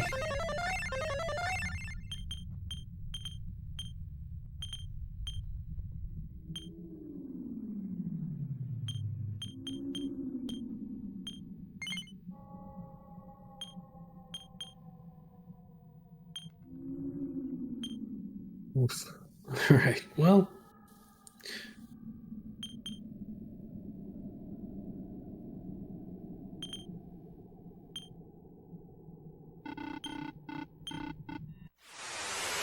Yeah, from Maru's speedrun guide. That's funny. All right, here we go. Big Zoma. Hey, Orb of Light first. So Zoma's not going to attack this now. And it's not like a huge deal, but it's nice. It's really nice.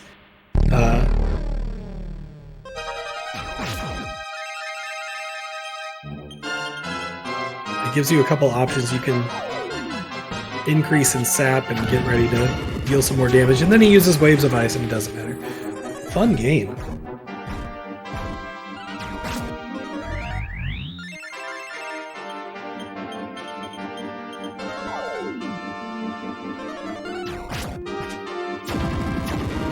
$308 damage. Woo! Hero strong.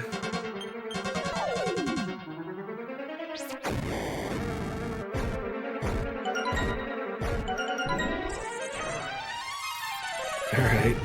Everyone should be fine here. And... Okay, good. Good. Alright, fine.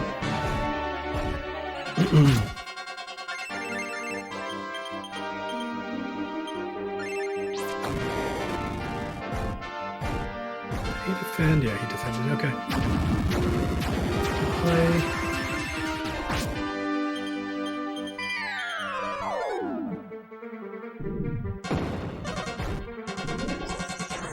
Uh-oh.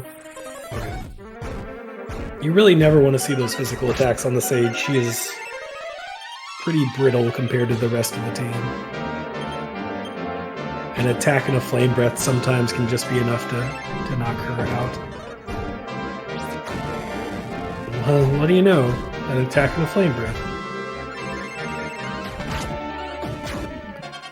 Looks like her HP's probably high enough that that won't be an issue here. Yeah, 216 on the Sage is very nice.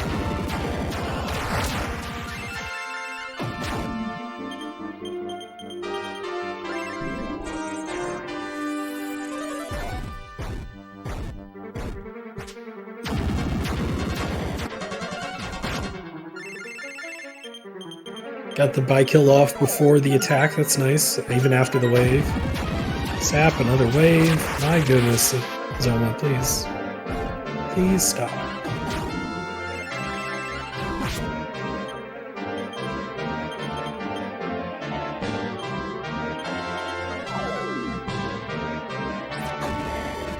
I think Rod used a ring here. Probably a smart move.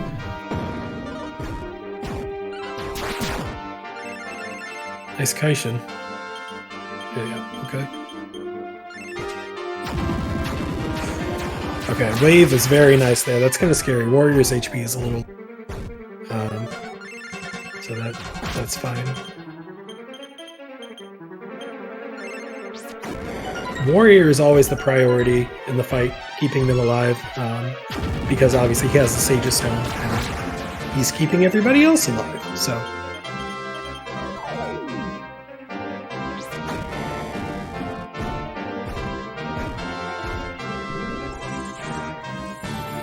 Okay, fine.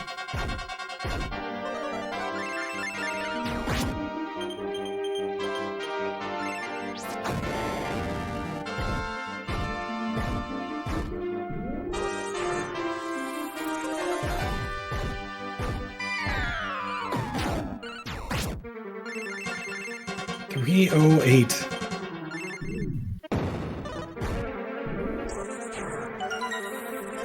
All right.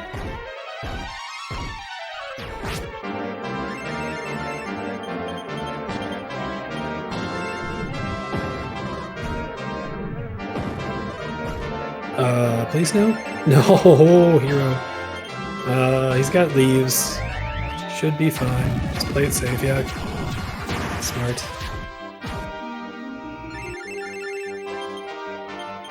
Okay, not a huge deal.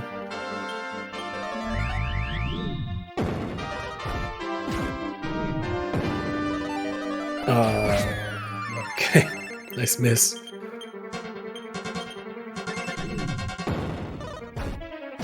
Alright, Rod's doing very well. Keeping up with Zoma. He's done a very good amount of damage. Hero is just cranking out the damage right now.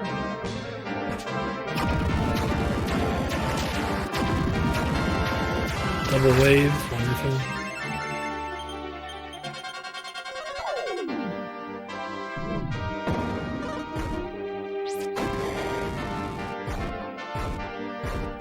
Okay. If he gets By-Kill off, he'll do some major damage. Here's By-Kill 298. Man, that's so good.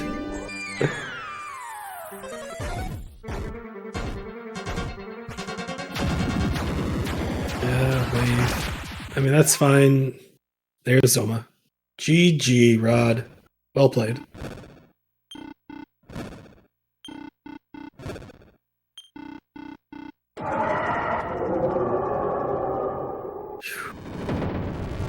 DQ3 was rough today, guys.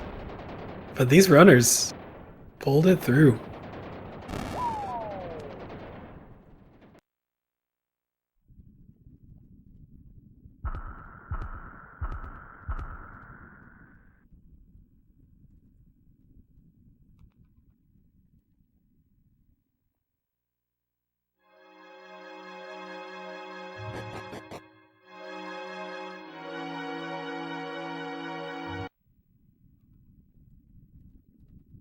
Alright, so we got a few minutes here while Rod is gonna finish up, go talk to the king, and get his ending going. I mean, this was a great race. It was very, very good. Pop and Darko were neck and neck there until the very end, and then Tactical and Darko were neck and neck. And Rod had some really rough luck there with By-Kill in the middle there. But man, I mean, even he had a really good run. I mean, this is really solid. Really, really good runs from everybody. But congratulations to Pop. Taking this race with a death with Zoma and a 312 is really good. That's really good.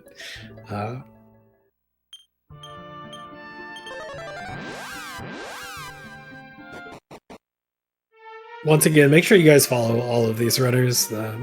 All very fun to watch. All very good runners.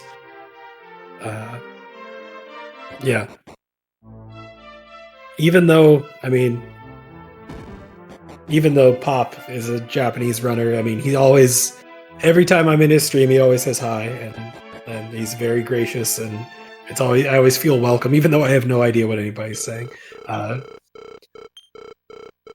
Darko doesn't talk to anybody, doesn't use a mic, but he'll always type. He's the best typer and speedrunner there is.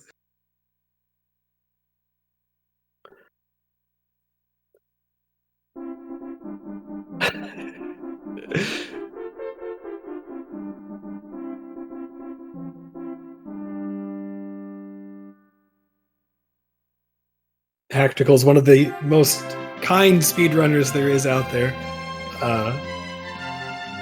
Definitely a good time always in Hactical stream. And Rod's a great streamer because he's so chill. One of the chillest streamers out there. So if you just want a nice relaxing time, Rod is a great place to be. But remember that time Darko used a face cam? Yeah, that was a wild day. But congratulations, runners. Thank you, RPG Limit Break. Thank you, High Spirits, Coexel, Countess. Thank you guys for letting this race be in here. I hope everybody enjoyed the race, had a good time. I hope you didn't get annoyed by me talking for 3.5 hours. Hope we were able to answer any questions you had and provide some sort of entertainment at the same time.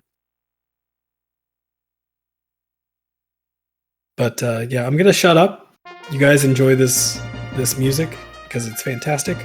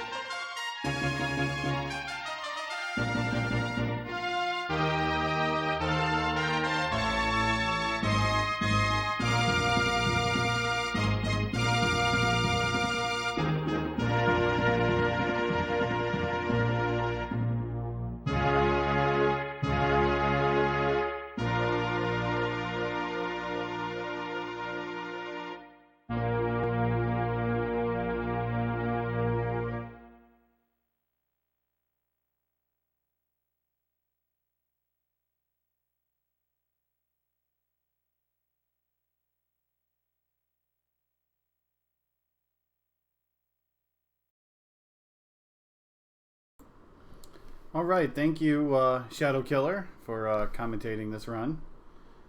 No problem. Thanks everybody for watching, and congratulations once again to Popson.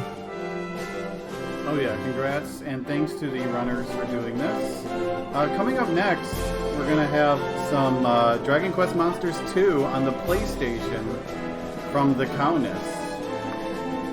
So give us just a moment. We're going to be swapping restreamers, so get your panic baskets ready, and we'll be back shortly.